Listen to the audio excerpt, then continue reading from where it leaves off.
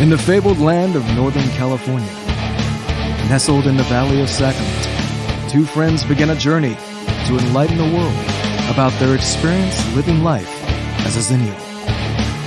But what is a Xennial, you may ask? If you wish to know, then follow them on their adventures. Welcome to the Xennial Chronicles. This is James. This is Mike. And today, hopefully, I don't know, maybe I'll do less talking today than I have the last few. I mean, last one, it was really just me talking about, hey, James doesn't know computers. Wait, James knows a tiny bit about computers now. An update, by the way, I had one of my coworkers who's also new, was hired on about the same time I was, a little bit, like a week, and they were having trouble connecting their home system with two monitors to our company's system. They could hook up with one monitor, but they couldn't figure out how to do the two. They'd been given the same instructions I had been given, that I had to kind of figure my way through and figure out how to do it. Yeah. And they had sent me a message like, hey, yeah, you got the two monitor thing working. How do you do that? I said, well, did you get these instructions? Yeah. Okay. And you're still having trouble? Yeah. Tell you what. This is, I think, Friday morning. I was like, hey, give me a call. You got time to give me a call tonight? You can give me a call. We can go over it. We can log, I can walk you through logging onto the system with the two monitors and show you each step you need to take. No, I can do it Saturday. Fine, Saturday. So, they give me a call on Saturday. 5 minutes on the phone or less, got it taken care of. And they're like, that's amazing. I'm like, yeah, it's really not hard once you know all the little steps. It's a really simple thing. Not really that big of a deal, all in a day's work, I guess. And they're like, so I can come to you with computer problems? No. you can't that is come always to me with computer problems. That is welcome to the disease of learning how to fix your own computer, because then once somebody who doesn't know about it realizes that you know how to handle your shit, they're going to come to you with their shit. It happens all the time. See, this is the annoying part for me, is I always offer my services for when people need random information about nonsense shit, because I have so much random information stored in my brain. Yeah. It's like, hey, you ever need somebody for that? You need somebody for a trivia night. You have a question you don't know the answer to. Like if you're on Who Wants to Be a Millionaire, if that show is even on anymore, and you have that one freaking phone call, I'm your guy. I'm the guy. At this point, $1 million is like 4 tanks of gas, and then that's about it. Yeah, I mean, yeah, but I'm just saying, seriously though, if you were on that show, would I not be one of the people you would think of calling? Depending on what the question is, would I not be one of the people you'd think of calling? Oh, yeah, definitely. Especially if it had to do with anything pop culture. And especially if I was like drawing a blank on sci-fi, you're my phone a friend immediately. Yeah. Yeah, 100%. Absolutely. And hell, at that point, if you're on my phone a friend list and I call you something, you help me fucking win, and we're splitting the winnings. Like, it's still a lot of money. You know what I mean? It doesn't matter. Bro, you already know what you have to do if you ever get rich and famous. Exactly. You got to buy me a house. Yes. That's all fair. you have to do. It doesn't have to be a mansion. The house that I'm living in would be the perfect house. Just buy this house. Oh, just buy that one? I don't have to worry about it. Or a house like it. Not that exact one. That one's got a little wear and tear on it, is what you're saying? I'd take this exact one. If I could buy this house, I'd buy it so I wouldn't have to move again. I freaking hate moving. Moving sucks. Dude, and we are all too old to help each other move now. That should always be an option. For somebody to just buy the house they've already moved into. I it's a wish purchase bonus. Yeah. I wish we could set up some kind of a system for that. But anyway, that would be amazing. The point though, again, yeah, if you ever get rich and famous, all you have to do for me to be happy, just buy me a house and everything's good. Everything will stay exactly as it is. Secrets will remain as they need to. I had to say at least that. Of course. But no, yeah, I'm not your computer guru. I'm not anybody's computer guru. I'm just a guy who was lucky enough to figure one thing out, maybe two things out. And that's... What do you think I've been doing this whole time?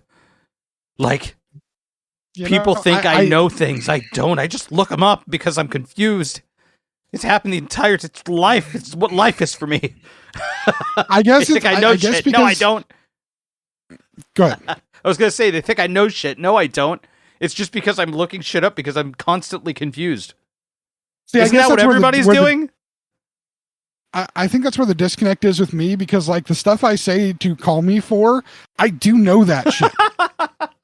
I know way too much of it. So I figure if you know I a don't little bit offer of for it, people to call me. They just start calling me. That's the Mm-hmm. issue. I said I don't offer for people to call me. They just start calling me because they saw me fix something once. Yeah, I think that's the problem. Is like I offer it and they're like, "Yeah, no, I don't want to take you up on the offer." See, And besides, how often do you need? The thing is, knowing how to do things with computers is actually a useful skill. The reason that I have no usage for and have made no money off of and done nothing with all this knowledge that I have is because it is not useful at all unless you are in a very, very specific set of circumstances. Otherwise, not useful. Right. Exactly.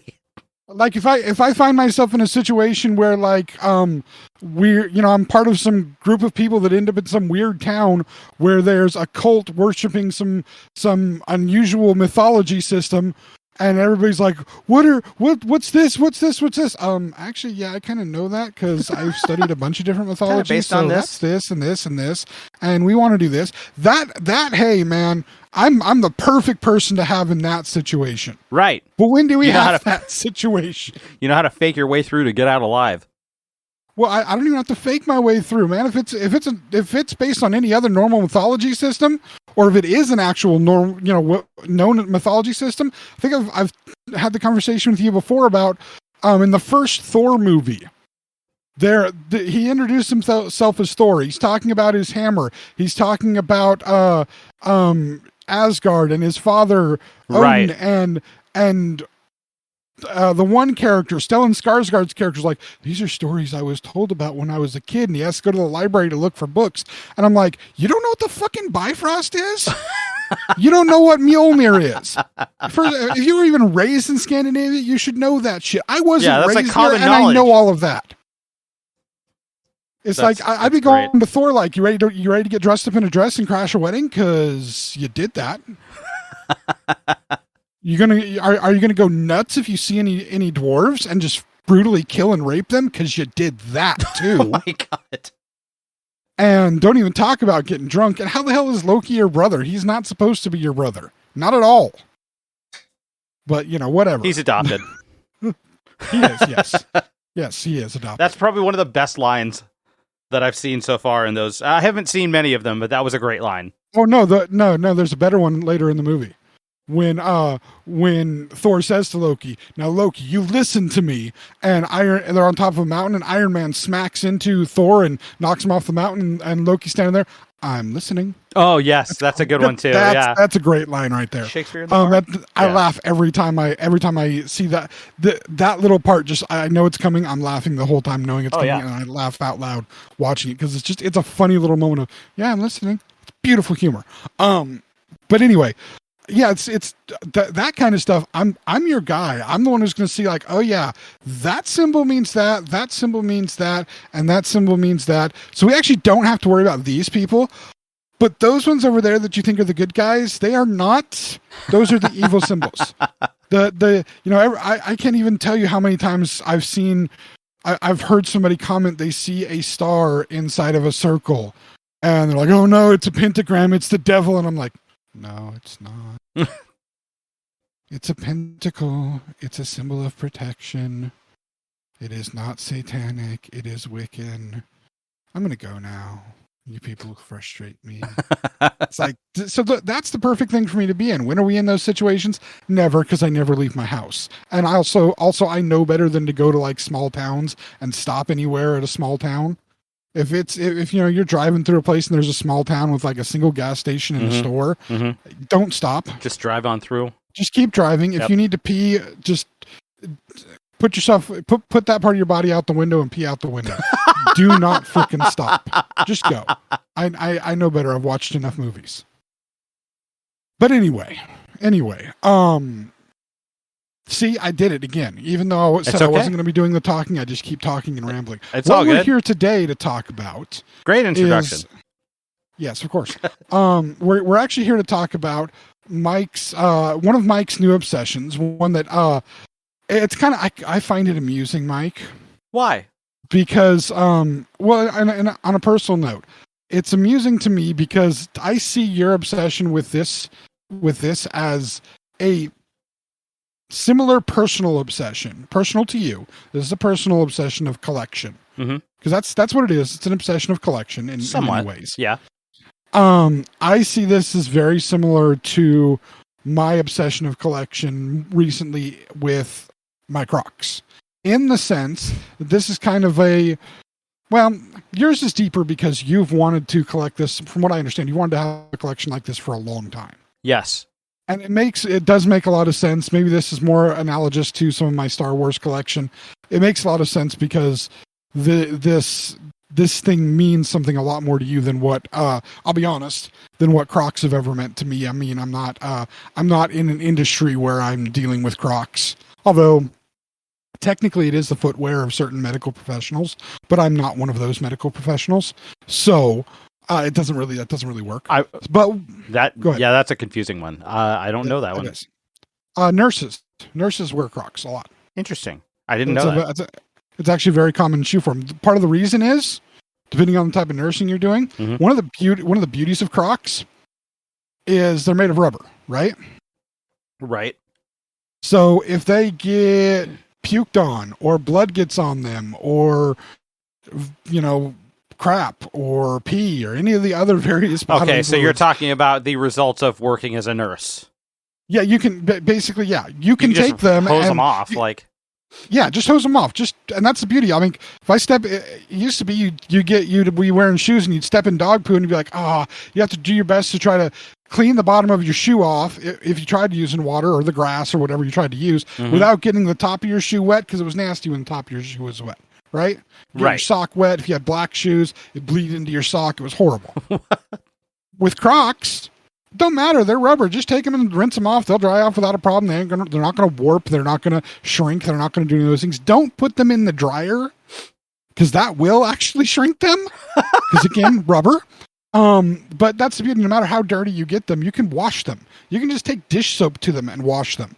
And so it makes sense. You don't want to get if you're working in the medical profession, if you are dealing with those possible fluids, don't get the ones with holes, get the ones that are more solid.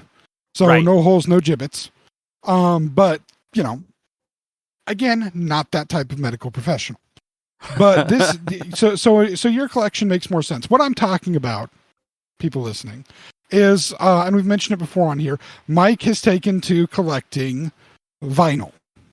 Well, vinyl albums. Not just vinyl albums. I have been starting to collect analog media in general, but my most recent one that I keep sharing with James over and over are a grip of vinyl albums specifically that I've been looking for. And I do collect some vinyl albums. I have more than just the ones that I've shared with you, James. Oh, I'm sure you do. You share with me one specific band's albums because of our love of that band. Yeah. Which by the way, yes, of course, we love them far before Stranger Things, but we welcome, I can speak for you in this, I'm sure, we welcome all the people that are becoming introduced to them with Stranger Things.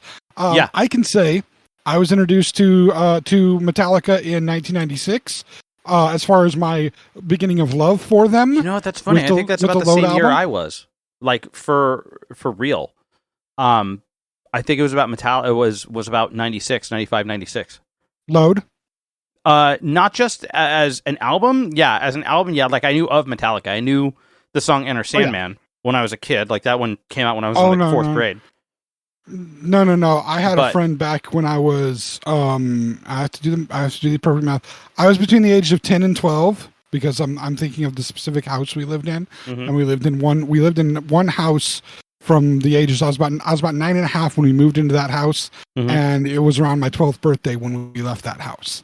I had a friend that I used to hang out with, and I was nerdy enough that even at from 9 to 12, I was still playing with GI Joes because I loved my GI Joes. I'd go hang out at his house and play with GI Joes, and he was, even at that age, he was the same age as me.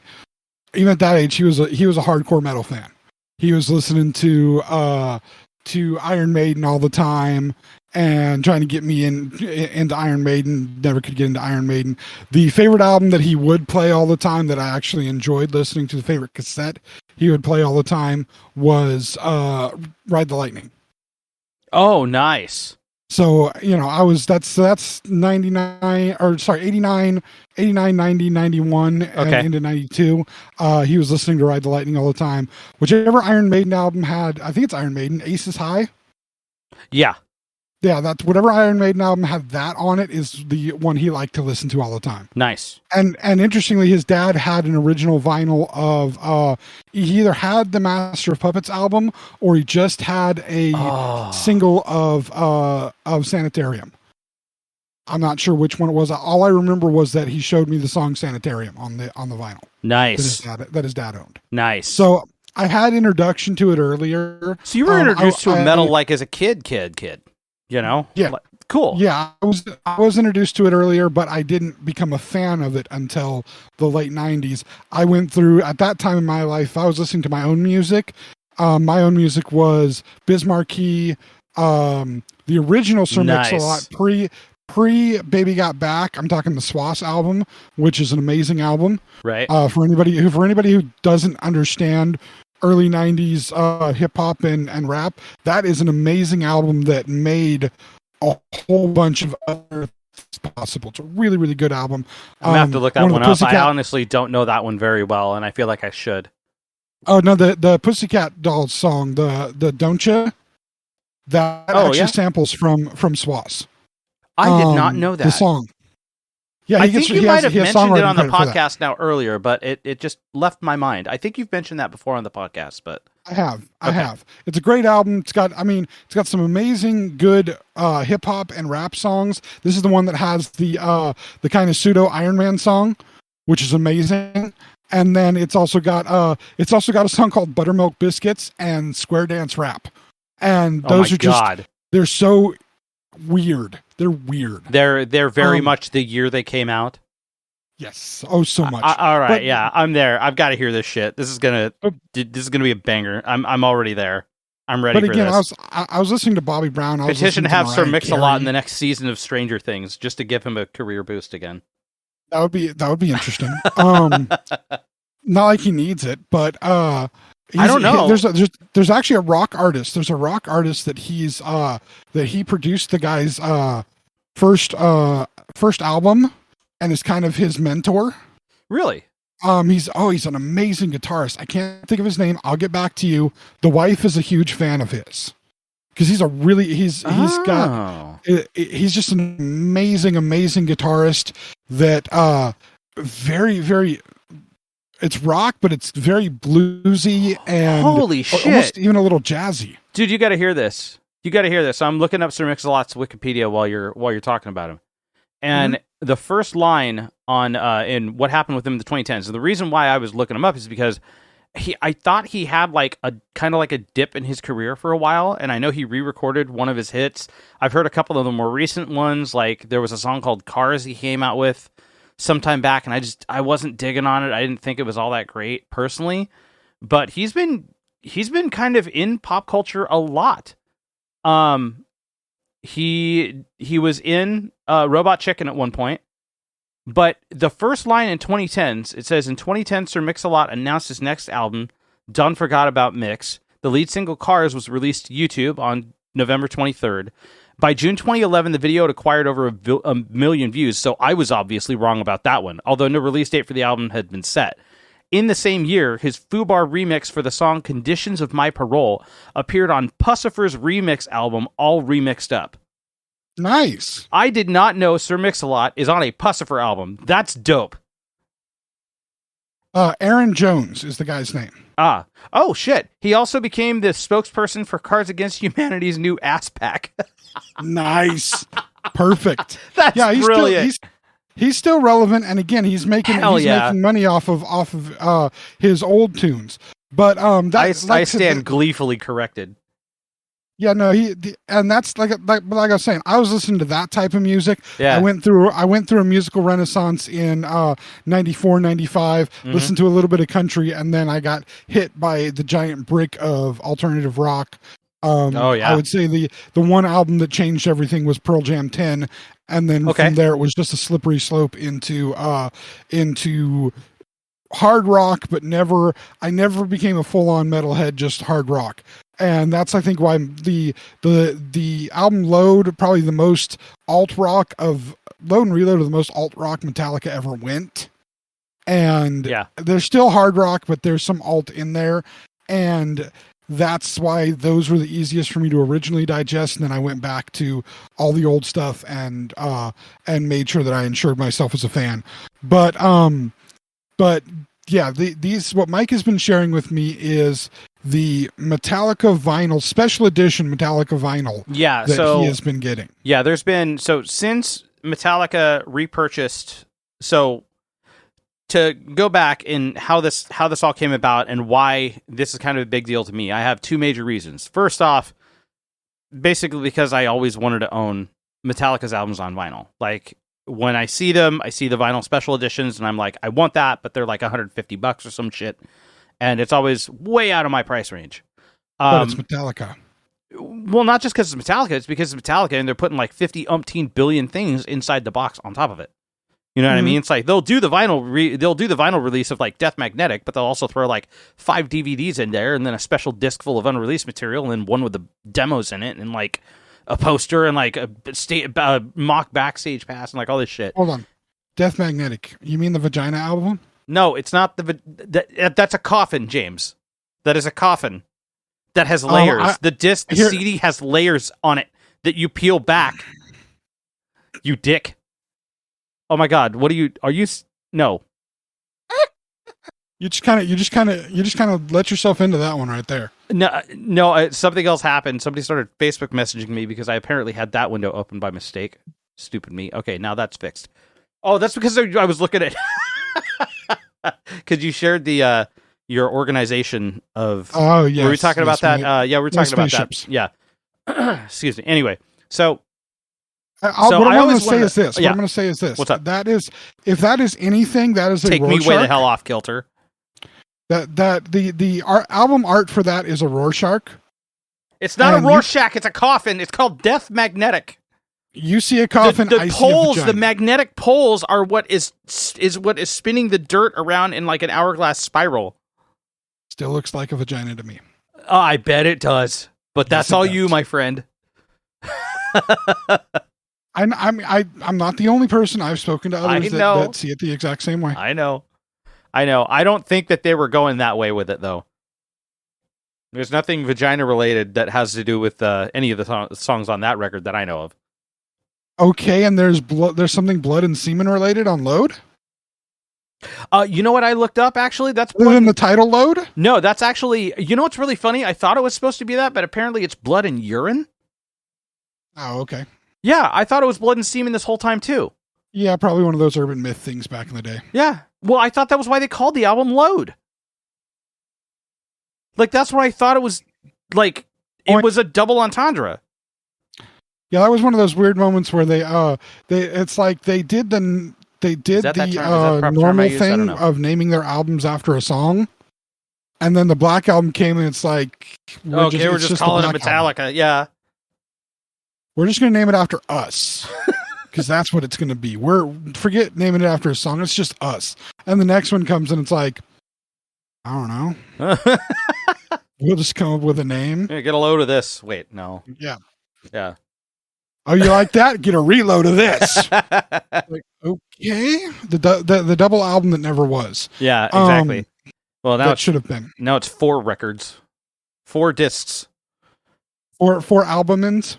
4, yes. 2 doubles. Wow. 2 double albums. It's both of them are 2 disc. As a matter of fact, so is Justice and so is Black, which I wasn't aware of until like the only ones that are single disc are Kill 'Em All, Puppets, which and Lightning, and that's it. All the rest of them are like way too big. But that is actually kind of funny that it tends to coincide with the other stuff we were talking about. Well, it actually makes perfect sense introducing in the sense.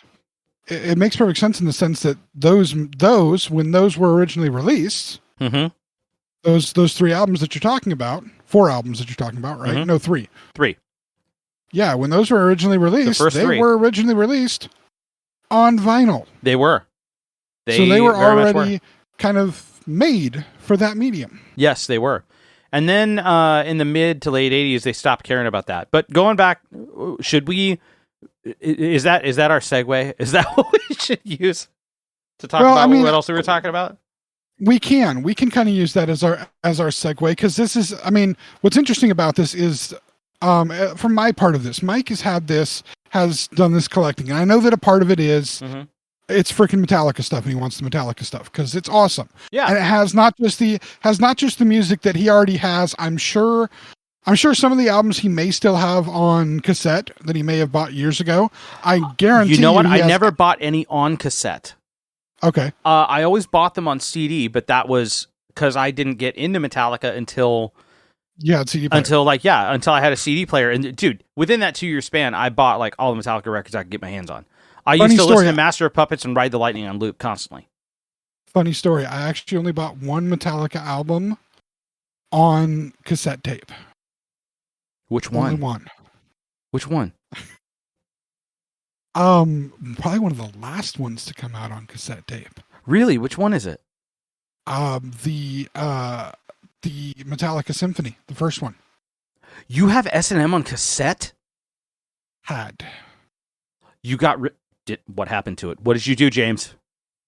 It's not that I did anything. I bought it because at the time, the car that I had only had actually it just had a radio in it. I had to actually put a cassette player in it because I couldn't afford to put a DVD or a CD player in it. I get you. So I had to put a cassette player in it, and so I bought a bunch of albums that I liked on cassette. And there used to be a store. I know you remember it, but for anybody who doesn't remember it, in the town of Yuba City, which is just north of Sacramento. Basically, you drive north of Sacramento, and about an hour later, you reach a moment of despair, and you're in Yuba City. And that's completely accurate. Yeah, it is very so blisteringly accurate. Maybe it's only 45 minutes with the way the freeways are now. But there used to be a small shop in there called the Underground. Oh my God. And at the time, that was the only place that you in the little area of Marysville, Yuba City, which was kind of a hub of where I could get things. That was the only place that you could get anything that, wasn't censored like Walmart was doing. Taking out lyrics, renaming songs, whatever. But it was also the only place you could get, like, at that time, you couldn't go online and find a concert. You had to find somebody that had ripped it to a CD and put shitty design or cover on it and printed out their own inserts for the CD case. And I love where you're going with this. I think we need to actually take a trip down this is a major facet of what I would like to talk about for this podcast, if you wouldn't mind. I think this is great because that's some of the first times that you would find like bootlegging on that kind of level. Yeah, you'd find live stuff. I mean, you'd find concerts from all over different places. I remember I found this was a place that you'd find music gear. You'd find until eventually it went to all they sold was new CDs and quote unquote tobacco pipes. But they stopped selling any of the good stuff. But like I used to be able to find VHS tapes. I had at one point in time, lent it to a friend, never got it back. I had a VHS recording of a Metallica show at the Roseland Ballroom in New York where they did the entirety of the second disc of Garage Inc. live. Oh my God, the whole thing? Actually, no, not the entirety. The majority of the second disc and like 4 songs off the first disc. The only thing they didn't do was the Motorhead songs. Oh, okay. So they didn't do Motor Headache, but they did Garage Days and they did Stone Cold Crazy and oh my gosh. And they did Whiskey and they did Turn the Page. I think they did Astronomy. Oh, that's badass. I've never seen them do Astronomy live. I think that may have been one of the only times, and I may be wrong. I know for sure they did Whiskey and Turn the Page. Wow, that's great. But that was the time frame where to find things like that. Again, there was no YouTube. Yeah. Janet's boob hadn't been shown yet, so Nope. Some guys didn't come up with the idea to. Nope. Damn, I miss Janet's boob. I need to figure out a way to see that. So YouTube doesn't exist. The only way you could find these places or these things was at these small record shops. I still have a few CDs, obviously, of course, Metallica stuff, but I still have a few that were like hard to find things. Mm-hmm. I have one that's the when it was right before Reload came out. Either it was around the Load and Reload time period. The radio show where they did the song Tuesday's Gone that ended up on Garage Inc. Yeah. I have that radio show. You have the Acoustica bootleg? I do. Wow, that's pretty dope. Okay. Which also has on it demos for half the songs on the Black Album. Wow. So you got oh my god! So that's the stuff that they released only recently during the 2020 re-release of that. Exactly. So when I saw some of that stuff, I'm like, oh yeah, I already have the version of Nothing Else Matters where James is yada yada yada yo. Seriously, that's his lyrics for that. That's great. He just hadn't even made up all the lyrics yet, and so he's just kind of mumbling along to things. I have that. I just want to hear. I just want to hear a professional release with the vocal outtake of Enter Sandman where he screams "Woman." Have you never seen that? Dude, you got to go back and watch Year and a Half. Watch Year and a Half in the Live Metallica. And it's when they do the where Bob is like, I keep hearing you say yeah all the time. He's like, I'm kind of sick of it. Let's try something else like a woman or something. And he does it and everybody starts laughing their ass off. It's a great outtake that they never used because it was just so ridiculous, but they got it on tape. So you got to watch Year and a Half in the Life Metallica just to see the studio part of that shit. It's hilarious. I have watched it. I just don't remember that part. Oh my god, it was so memorable to me. It's been like 20 years since I've watched it. Oh man, it was great. But it's also been like 15 years since I watched the one concert where it's on the Load tour, but they play a little bit of they do a little bit of Reload at the beginning of it. And it's the whole stage falling apart like they did on the Load tour. I can't say the name of that concert video because I always get it wrong. Because you're dyslexic? Purposefully, yes. Again, all I see is vaginas, Mike. That makes sense. That makes sense. For anyone who wants to know what the real name of the record is, it's called Cunning Stunts. You just go ahead and you take that what you will. Yeah, you take from that what you will. You know they did that on purpose. Of course they did. And it's amazing. But I loved going. I think the second time I watched it, I was even more familiar with all the music. But even the first time when they're coming out at the very beginning, they're playing a riff, and I'm like, that riff sounds awful familiar. And then the second time I watched it, I'm like, holy crap, they're trying out the riff for Bad Seed. Oh, nice. Oh, okay. It's like, that's awesome. And then, of course, the best moment, James. Looking at Kirk through Kirk's guitar. Hey, Kirk, I can see you. Because it was a clear guitar. Oh. Clear. You don't remember the clear guitar? No, you dropped out for a second, so I couldn't hear you. Yes, James is looking at Kirk through Kirk's guitar. Hey, Kirk, I can see you. That's great. But yeah, I like I said, I have that acoustic show. I have a bunch of those demos. I even have on that same album, on that same thing that somebody put together and the underground ended up having, and I ended up buying it because I was absorbing everything Metallica I could at that time. It has the elevator version, the Michael Kamen elevator version of Nothing Else Matters. Oh, that's great. The elevator version. Where it's just his vocals and just James's vocals and just the music that Michael Kamen did for it. Yeah. That's all it has. And it's funny watching, them talk about the original symphony show. When they discussed that and how Michael Kamen had talked to them about it, and he had done the little bit for Nothing Else Matters, but he didn't hear anything in it. And then Lars was like, no, here's this, and gave him the elevator version. Yeah, I have that elevator version. That's awesome. Funny note, personally, that elevator version was one of 3 versions that was being tossed around to be the first dance for me and my wife at our wedding reception. We were going to do either the original Metallica song, the elevator version, or at that time, Apocalyptica had released its first album of 8 songs, 4 cellos doing Metallica. Oh, and nice. one of them was Nothing Else Matters. So we weren't sure which one to use. We just went with the original because, come on, the original is what was needed. Yeah, that makes sense.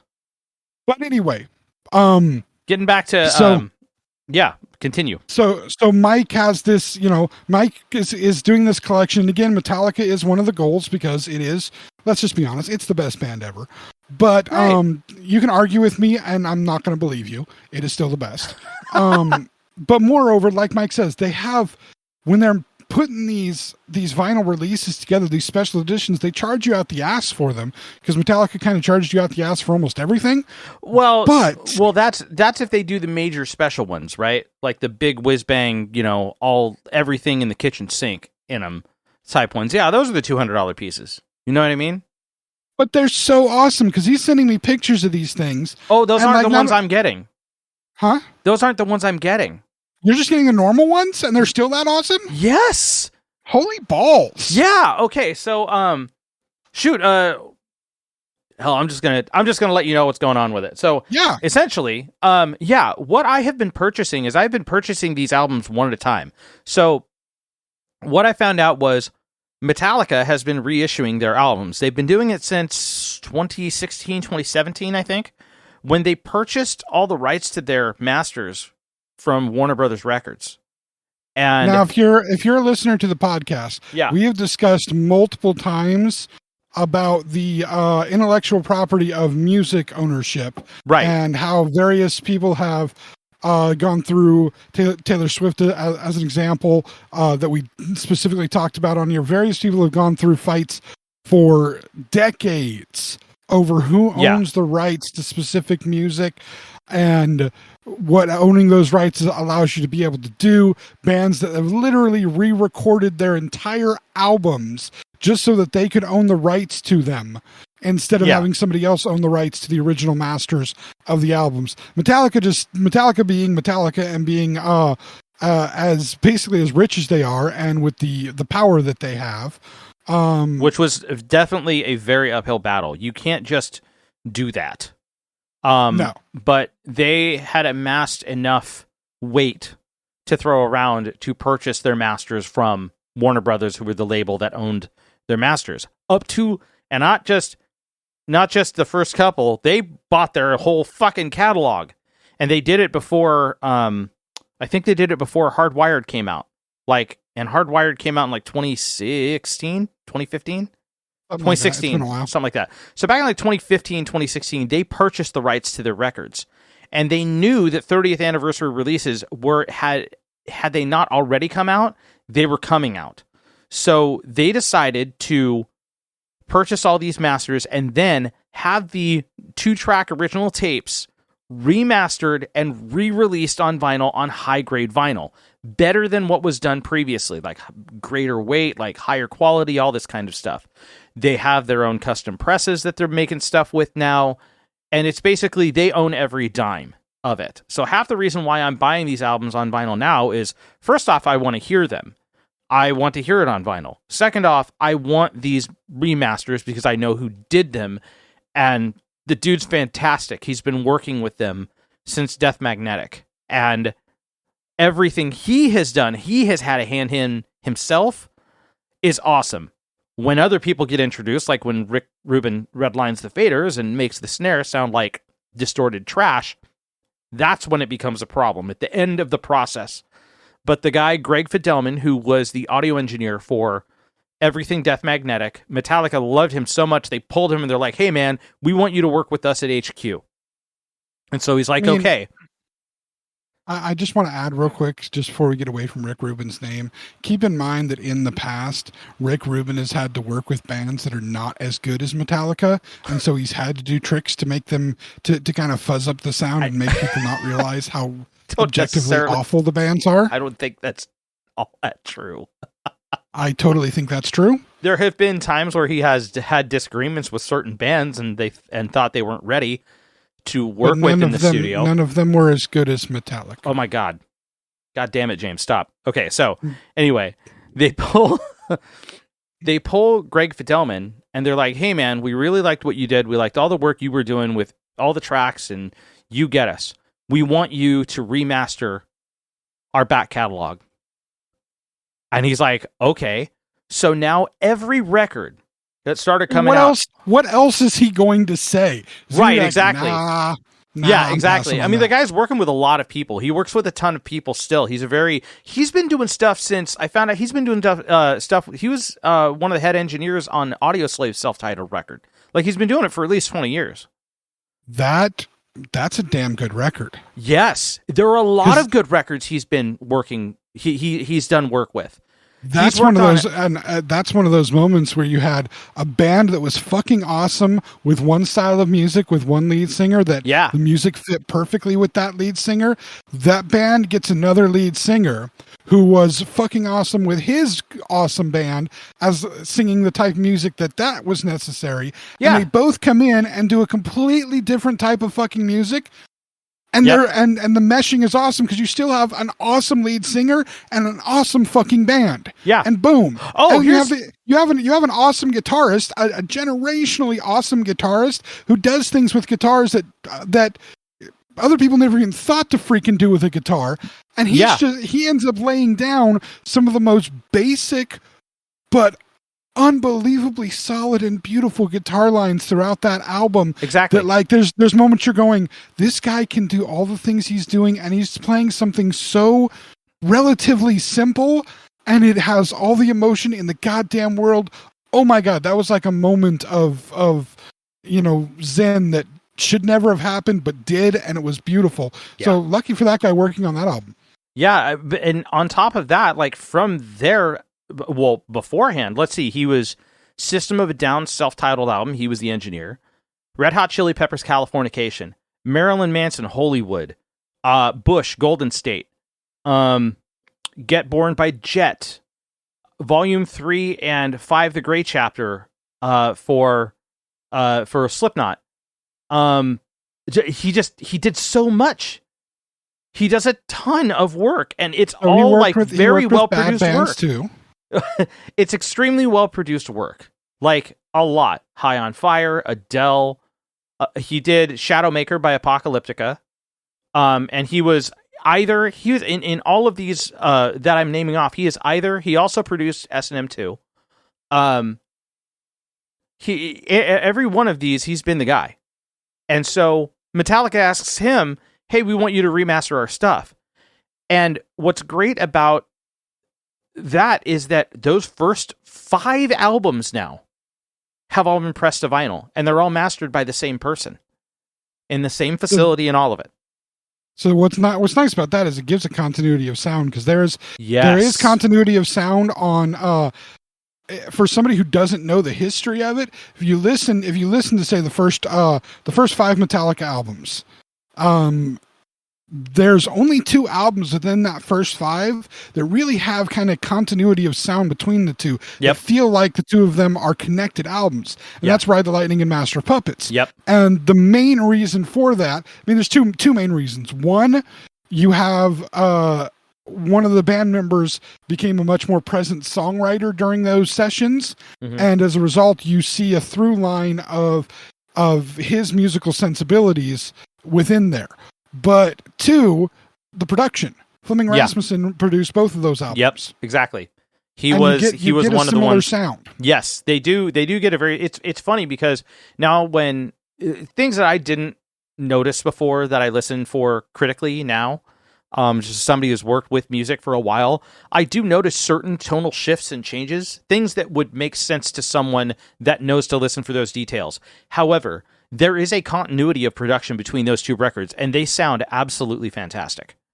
Especially being that they're now mastered in a certain continuity. And by the way, to let everybody know, whoever is not familiar with this, mastering and mixing an album are 2 different things.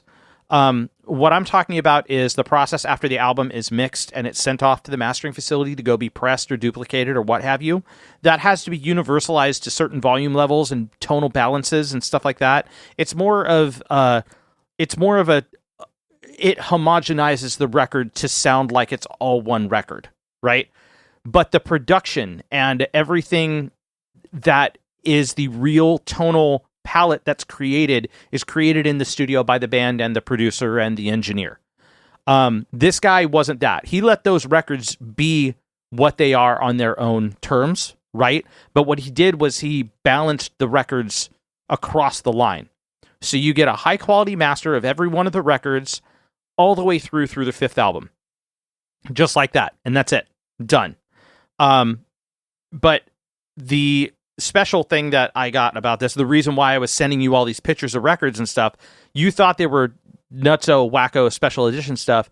These are actually these are the Walmart exclusive color pressings of these discs. Okay, so that's the special part of them. Yeah, These things are like, okay, when people think of vinyl, at least when I think of vinyl, I'm just thinking of boring looking black vinyl records. Maybe in the middle of them they got the little sticker on them that got something cool. And then the biggest thing about vinyl was the actual sleeve that it comes in. The whatever the sleeve, jacket, right? That's yeah. the appropriate terminology. Well, there's the jacket and the sleeve. So the disc is in a sleeve that goes inside of a jacket. Okay, you're thinking Pearl the Jam was one of cardboard with bands. the art and shit, right? What? You're thinking like the cardboard jacket with art and all that, right? Yes, the big yes. son of a that's the guy. That's And called the jacket. Pearl Jam in the 90s were kind of trying to, with some of their CD releases, they were trying to really emulate the look and feel of the vinyl era. Mm-hmm. Part of that was because for them there was some nostalgia to that. We're going to touch on that in the second half here. Yeah. There was some nostalgia to that. So their first two albums released 10 and depending on what you want to call it, 5 Against 1 or Versus. I wish I had a 5 Against 1 copy. That would be awesome. For those who don't know, it was originally the album Versus was originally titled 5 Against 1. The urban legend is that it was released in certain stores for like 3 days to a week with that title, then pulled, then re-released as Versus. Wow. I don't know how much truth there is to that, but supposedly in the early days of internet selling, there appeared on sites to be sold albums that said 5 Against 1 on them and had different art. Don't know if they were homemade or not, but I'm sure we could do some research. Not going to do it right now. Point is, those two were just standard cassette and CD release album art and stuff. Yeah. Which even with that, the album art for 10 on the CD and in the cassette, but specifically on the CD, you had to pull the booklet out and unfold it to see the entire picture, because they were already trying to go further than what the packaging was set to do. Nice. And then you get into the album No Code and Vitology and Yield, and all of those are actually designed in more cardboard style sleeves, especially Vitology. Vitology looks like it should be a vinyl album cover. It looks like it should be the jacket for a vinyl album. That's No awesome. Code's not much different. I bet you that was the intent of the band for sure, because they're trying to keep that. That's one of the things about vinyl that's so crazy is I love even these are honestly, like, some of them are cool little gatefold pieces. I mean, there are some kind of cool stuff in there. And the art, pulling the whole thing open and having this giant ass box with, the lyric sheet printed in it. There's a separate lyric sheet on a lot of these. Like one of the ones I picked up, the Garage Inc. record, that one is massive. It's got 3 vinyl discs on it because they can't fit 2 CDs worth on 2 vinyl discs. So it's got 3 vinyl discs on it, but it's also got what would have been the inner manual for it that had all the different pages and stuff and all the production information. Nice. You open it up, the inside binding of that is one, and it's very scrapbook looking. And then when you pull out the discs, there's also full-size sheets, double-sided, in each jacket that make up what would have been the CD manual. All of the production information, the history behind it, all that kind of shit. It's really super interesting, and it's a different experience than opening up the CD. Don't get me wrong. Getting a CD and being able to open the booklet and do all that kind of stuff, there's a certain level of nostalgia or wonder behind it. You still get that story, but you get it completely differently. You should see some of the whacked out album design that was done on older, like Judas Priest and Led Zeppelin records, holy shit, were they nuts. David Bowie's records were nuts. They were so cool. But you rarely see that now at all. And when you try to recreate it in a booklet that's the size of a CD, it just doesn't feel the same, as close as people try to get to it. That's why it's funny, because I've always been about... I was crazy about doing digipacks for my CD releases because they felt like records because of the cardboardy type feel of the discs. But like I always like wanted to have like and design like I wrote an album specifically that had a side A and a side B on it because I eventually want to press it to vinyl if I can make it happen. Well, and there's a reason for that. There's a reason for that. There's a reason for not, other than just the fact that you're getting remastered versions of the best band ever with their albums, right? And you're getting really cool freaking translucent color vinyl, which admittedly, that's the only part that I'm really, really jealous of. I'm slightly jealous of remastered versions, but I know how to get that in other ways. Right. But I'm jealous of the translucent thing because I miss translucent stuff. You remember the translucent phones, the green, the red, the blue, and the purple translucent phones. I had a green one. That whole era of the 90s where there was things that were the various level of translucent. Again, my favorite color is clear for a reason. Clear things are awesome. I promise not to wear any clear clothing, but still clear things are awesome. But the translucent records, those are freaking cool as hell. I love all of the dice that I have, the D&D dice that I have that are translucent or semi-translucent. That's just really, really cool stuff. Yeah. It really is a lot of fun. That I'm jealous of. Yeah, it really is a lot of fun to take a look at and to just check out, and that's why I was doing it. But after all of that, I ran into some interesting discoveries in the middle of my hunt that I would like to get into after the break. We will, and again, I will touch on the reason why, for instance, vinyl has had the resurgence.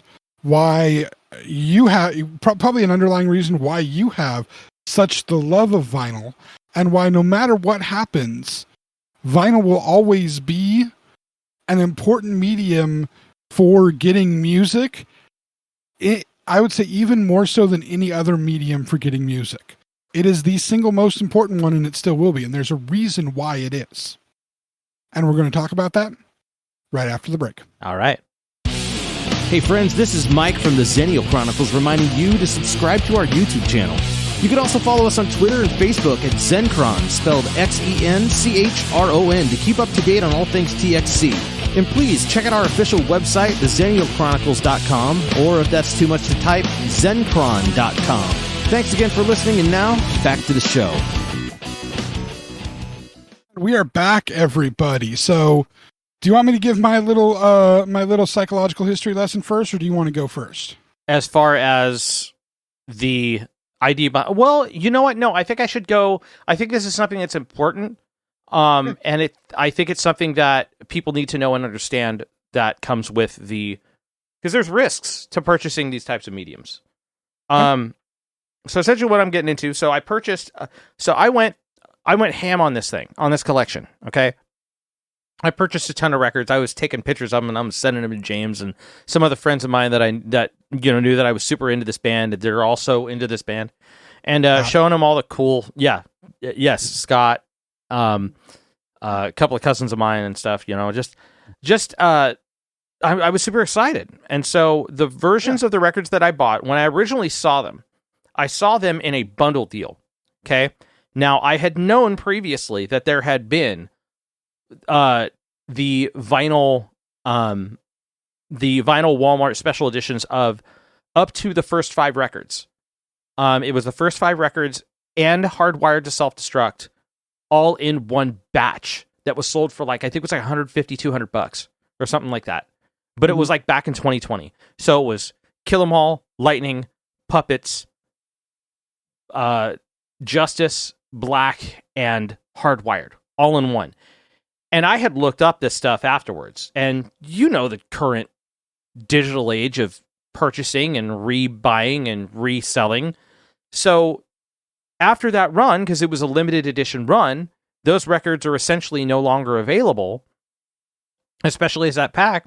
And then they get put up on eBay for like triple the price because people are scalping the living piss out of them. So I essentially put that up to, I don't think it's ever going to happen. I'm never going to get those records. Eventually, I'll just buy them the regular way and not really deal with it. So a little pop-up comes at me on, a Facebook ad, and it's showing me that there's another bout of 5 records that's being done. It's a new batch of Walmart exclusives, and it's the ones that are post-Black Album. Load, Reload, Garage Inc., Death Magnetic, and Saint Anger are all being done at once. And I'm like, the first I look at all of them and I go, I want all of those except Saint Anger. Hater. But, and I actually, when Saint Anger first came out, I listened to it. I actually went so far as to rip the audio off of the live rehearsal DVD so that I could listen to it in MP3 format in my car because I liked it better than the actual produced record. I felt like it had more spirit to it. It was a live run. It sounded good. It sounded clean. It was well done. You hear Bob in the control room doing the stuff with them, and I thought it had a different vibe to it. It felt more together to me than the record itself did. So I knew that wasn't the one that was going to be on the vinyl record, so I definitely didn't want it, but I wanted all the other ones. So I start fumbling through Walmart's website, and I start finding out that all of those records were available for pre-order independently. And on top of that, it turned out that if you bought them separately, for some reason, there was only like a couple of dollars cheaper difference than buying the entire bundle pack. I don't know why, but the fact that I was allowed to skip an album I didn't want and get the other 5, I was all over it. So I did it. Actually, no, I take that back. I did 4 of them. I did Load, Reload, Garage Inc. I only did those 3. I did Load, Reload, and Garage Inc. That's right. And I had to wait on Death Magnetic because, budgetary concerns. And then that weekend that it came out, Death Magnetic sold out immediately. And I was pissed. And I waited another week, and it turned out they got another batch. So I bought Death Magnetic for another batch. And then I waited another few weeks, and I find that not only did those come out, but they also reissued most of the old ones again. The only one they didn't reissue is they didn't reissue Hardwired, and they didn't reissue Kill 'Em All. So I started by getting Lightning and Puppets. And then I was like, well, hell, now I've got Lightning, I've got Puppets, I've got all the other ones. I've got to get the rest of them. So I went and bought, I think, Justice and Black Album in the store. And now I'm only missing Kill 'Em All, which is a special translucent, like blood red color vinyl, which looks dope. And I can only find on eBay for like $90. And then Hardwired, which is in orange that you can only find for $90. And I just kind of sort of half threw my hands up and was like, you know what? I'm going to at least sit and listen to the records that I've got. And so what I ended up doing was I decided to start immediately listening to the Garage Inc. record because it's got one of my favorite compositions of all time, compilations rather, of all time, which is the Garage Days release. That shit to this day sounds fucking amazing. And the fact that it was actually physically recorded in a garage in somebody's house gives it that much more spirit to me. You can hear that in the production. It's done on high quality equipment, but it sounds like it's done in a garage. So I pop that thing on there onto my record player. I've got a nice high quality record player. What's up? Quick side note. Former tech guy Rob. Yeah. On our senior trip in high school, we went down to the Bay Area. We spent a day at Great America. We spent a day walking near the Berkeley campus, seeing naked people standing on a street corner. Or actually not standing, dancing on a street corner. What the fuck? It's Berkeley, man. Oh, okay. It's fucking Berkeley. What do you expect? But while we were there... I've seen worse in LA, man. I've seen worse in LA. Yeah, while we were there, we were able to go to Rasputin Records. Ooh, nice. This is a 2-story record store that dwarfed anything any of us had been in back in that time, because this is June of 90, late May of 98. Mm-hmm. So this dwarfed anything that we had ever been able to go into in our life. The biggest we had been into was maybe Dimple Records. That's probably the biggest thing we had been into as far as a record store. And Dimple Records in Sacramento when those things still existed.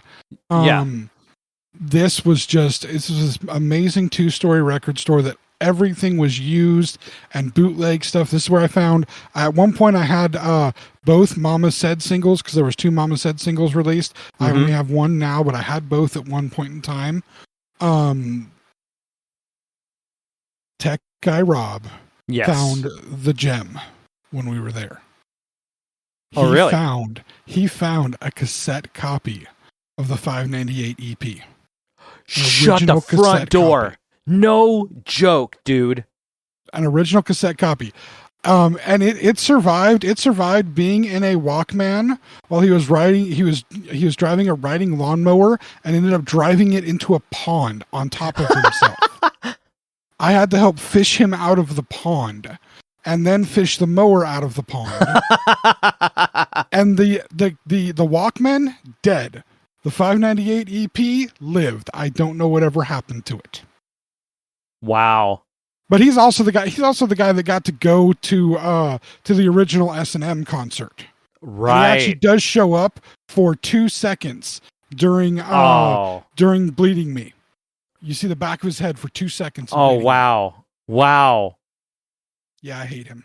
I don't, but I did at that moment in time. I really did at that moment in time. Man. Funny enough, you mentioned Rasputin music, and while I was looking up these records, I found out that the Hardwired bonus CD that comes with, I ended up getting that full 3-disc version of Hardwired when I got it, and it has a whole live playlist where they played live at Rasputin music. Yeah. It's a good place. Good I don't know what year it is, but it's a great live show. But anyway, so I take this disc. We're looking at Garage Inc. It's the second side of. I thought this was great that they had done this. So the opening of the second CD of Garage Inc. When you look at it on Garage Inc., the first 5 or 6 songs, 5 songs, right? First 5 songs are the 5 songs. Are the 598 EP Garage Days Revisited. So what they did with this one is, since that only takes up one side of an LP or one side of a tape, which the cassette tape is the same EP on both sides of the cassette. Yeah. Since it fits on one side, they just they composed it to where it's the first 3 sides. So it's the first disc, side A and B, and disc 2, side A are all the new recordings.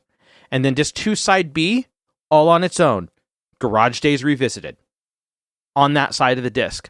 So I pop that bastard on there. And I start listening to it. I put the needle down. It is pristine. It sounds fantastic. It's punchy. It's loud. It's clear. It's clear without being too crisp. Like, it sounds like vinyl, but it sounds damn good and it sounds damn clear. And then I get to the guitar solo at the end of Helpless. And the needle skips.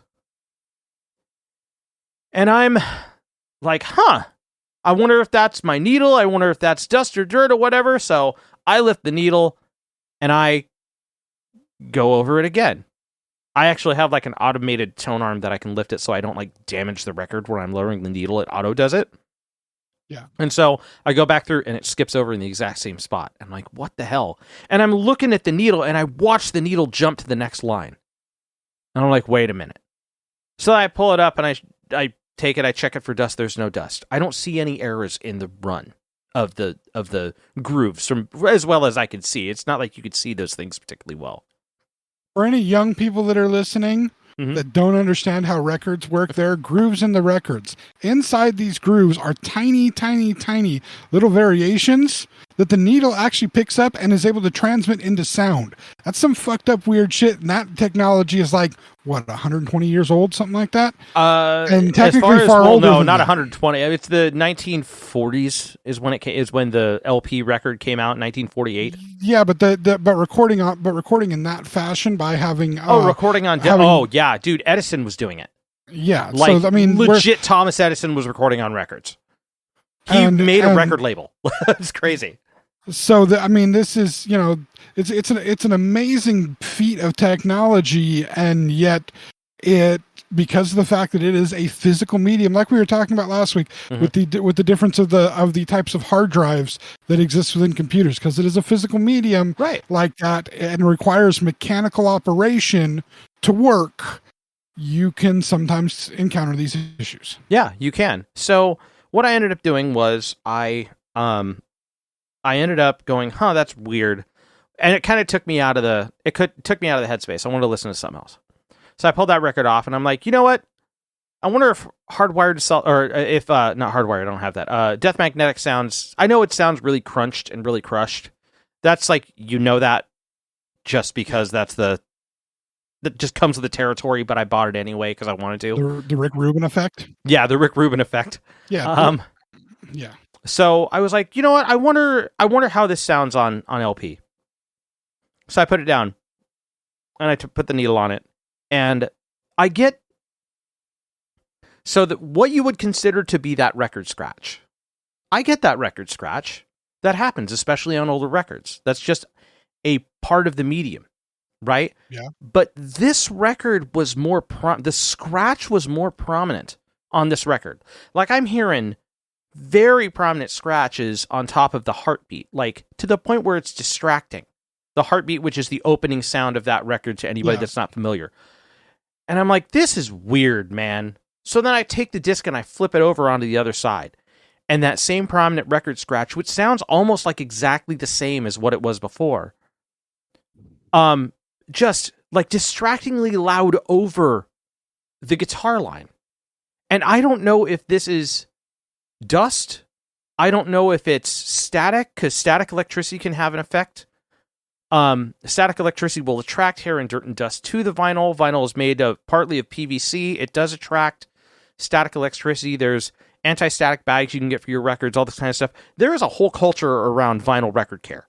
Yes. Which I have not become familiar with at this point. So I'm considering the possibility that 2 out of 2 at this point, it's starting to look a little bit less like operator error, right? Yeah. So I'm like, okay, this is weird. So I take that record off, and I'm like, now I start to obsess and go, I've got to hear all these and see if they're okay. Yeah. Like, are these all like, is this Walmart's fault? Is this Metallica's fault? Like, who did this? Is this like just a bad manufacturing like flaw? Is this inherent in all the vinyl that I get? What's going on? Like, how bad is this? Yeah. So then I go grab Load, and I'm like, you know what? Let's start with Load. I put the needle down, crystal clear. I listened to both discs all the way through, front to back, not a single issue on that record. And I was like, huh. So then I open up Reload, and I listen to that front to back, no problems. Two of, by the way, what I feel is as much hate as Saint Anger gets, rightfully, for it being a departure. I think Load and Reload still get way too much hate. There are people who will accept Saint Anger but won't accept Load and Reload. Yeah, and I'm sorry, but those are still, even though the you know, some of the story behind the fact that they just kind of took half-formed songs and put finishing touches on them. There's some really cool bluesy, you know, depth to the music. I think the problem during that time period, I'd love to be able to really peel back the layers after certain members of the band die and other members finally write memoirs.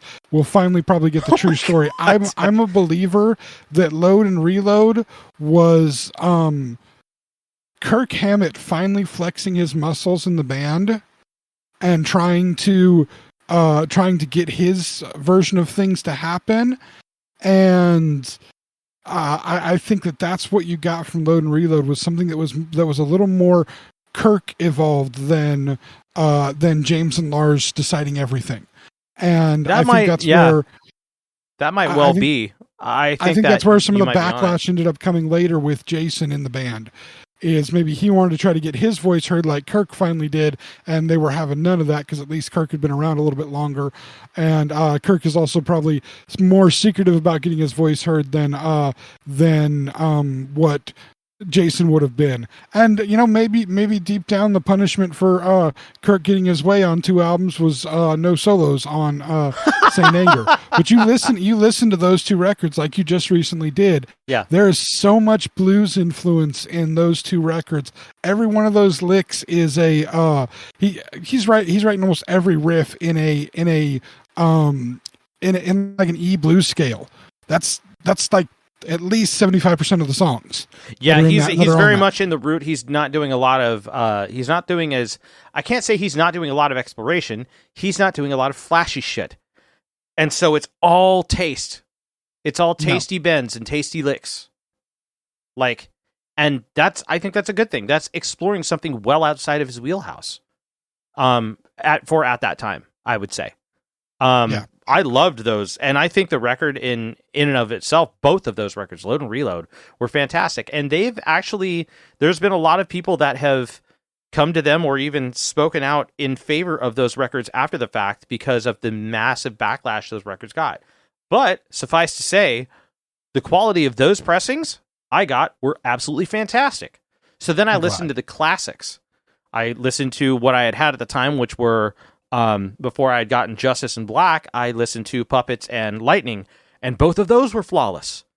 So now we're 2 for 6 that have some issues.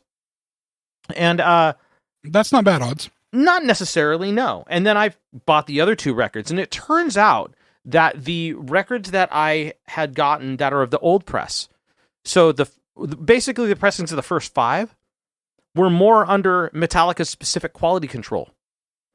And the other pressings, the other records, they're thinner grade. So I think they're 140 gram versus what's 180 gram vinyl. Basically, the difference between the two is it's a heavier weight vinyl, heavier grade. It allows for more dynamics, and it allows for just a more rigid, more resilient disc.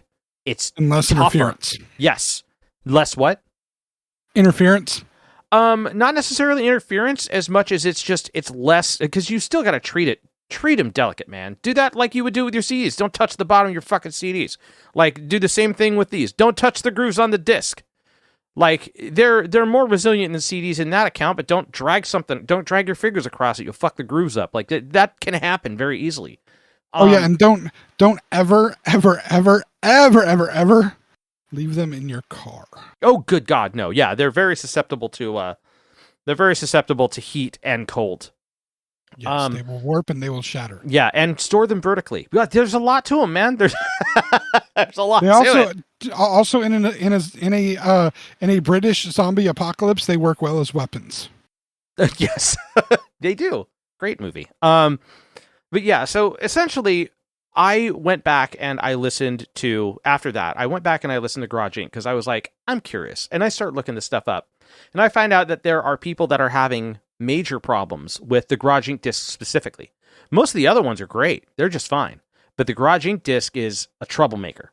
So I go back through and I listened to probably the first other 2 or 3 sides of Garage Inc. and all of the new recordings. Dude, Die My Darling, skipped all through it. Loverman, skipped all through it. Merciful Fate, skipped all through it. And I'm like, that's one whole side of a disc that skipped. Yeah. I think the only one that didn't skip through was the first side so side A of disc 1. And after that, you get National Acrobat and you get Turn the Page at least.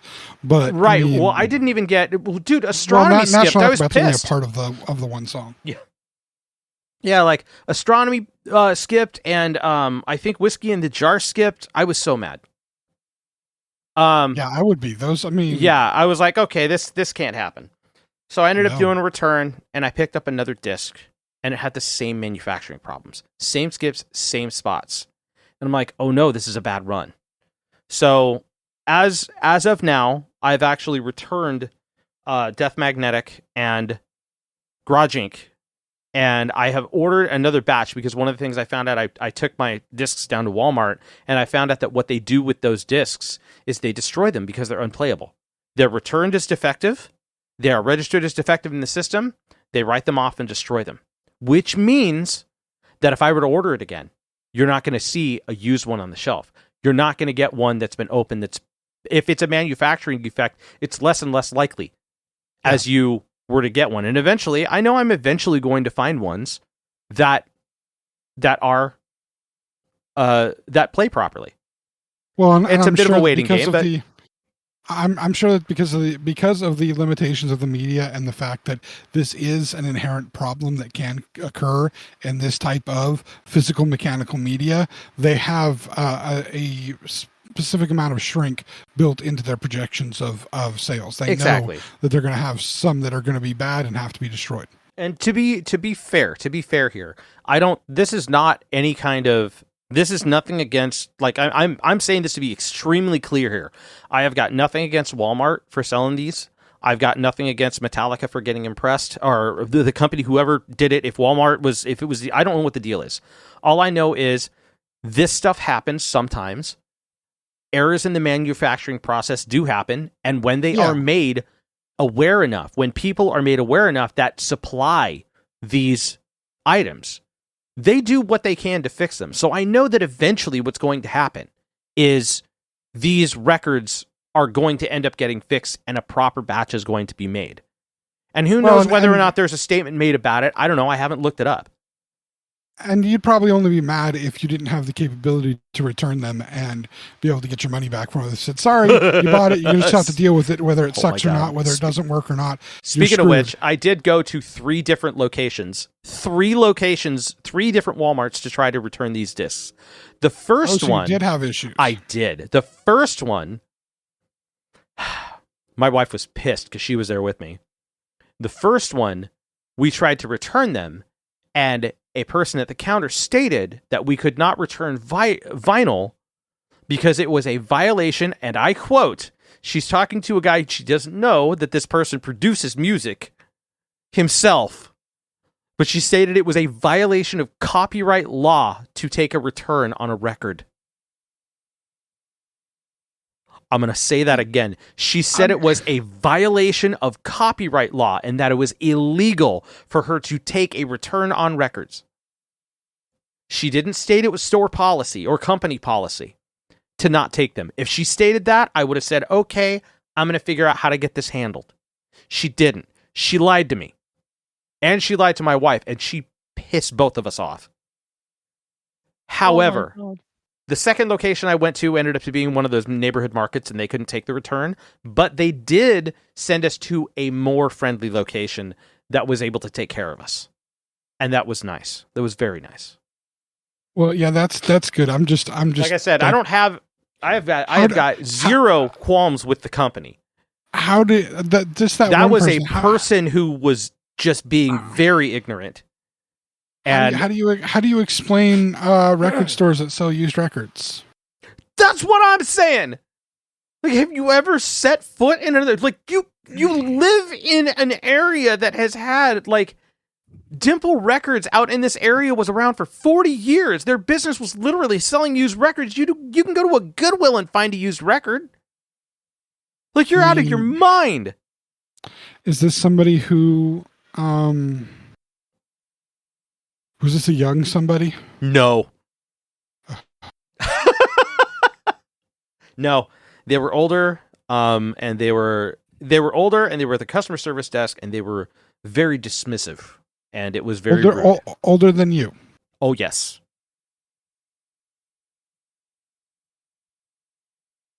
Stupid runs deep.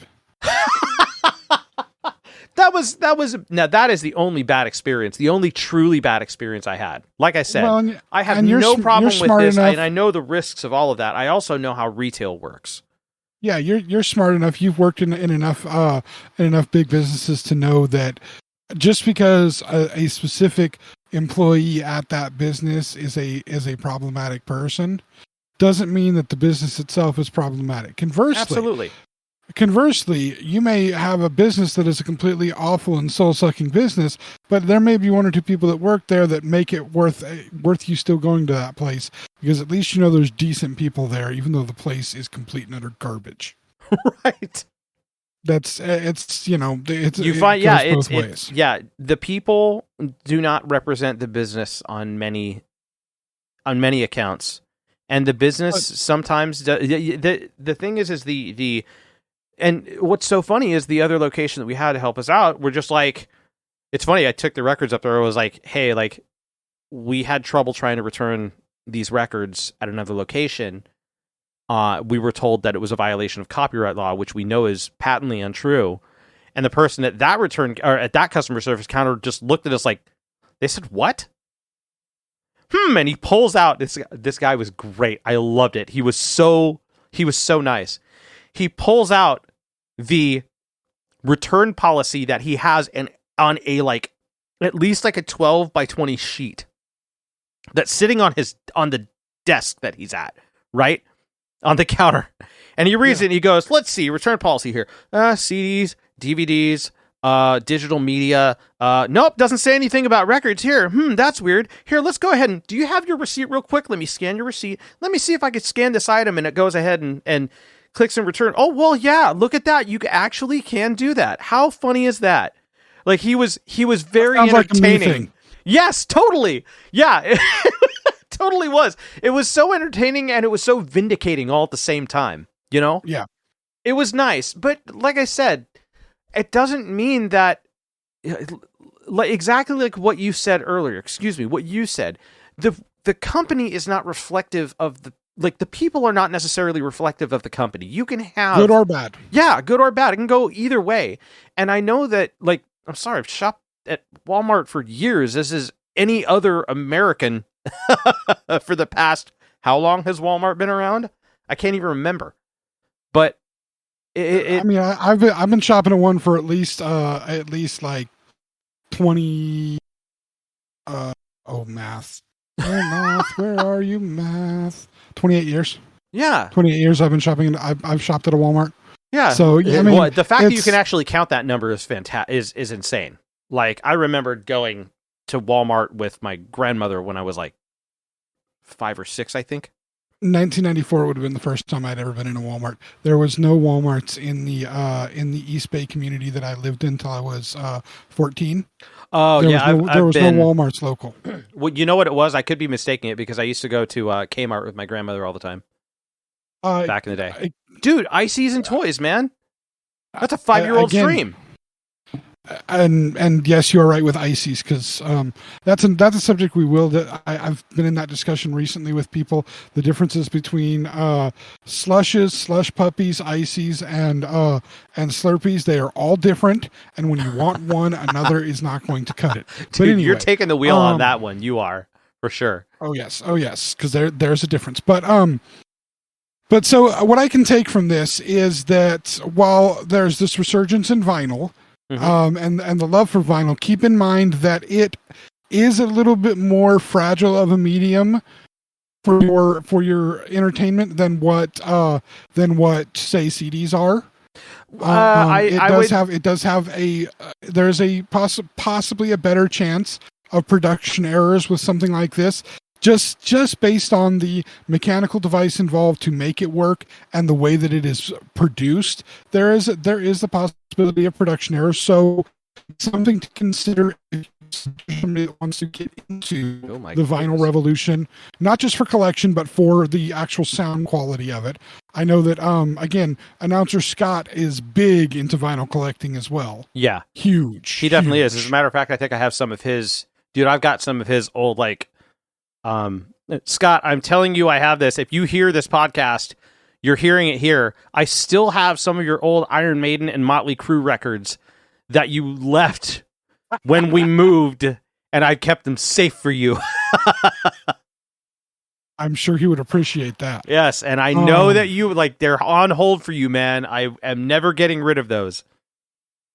But here's the thing. There's the, you've had this now, this new desire, this old desire, but this new ability to engage in this desire to get these vinyl records, especially the remastered versions.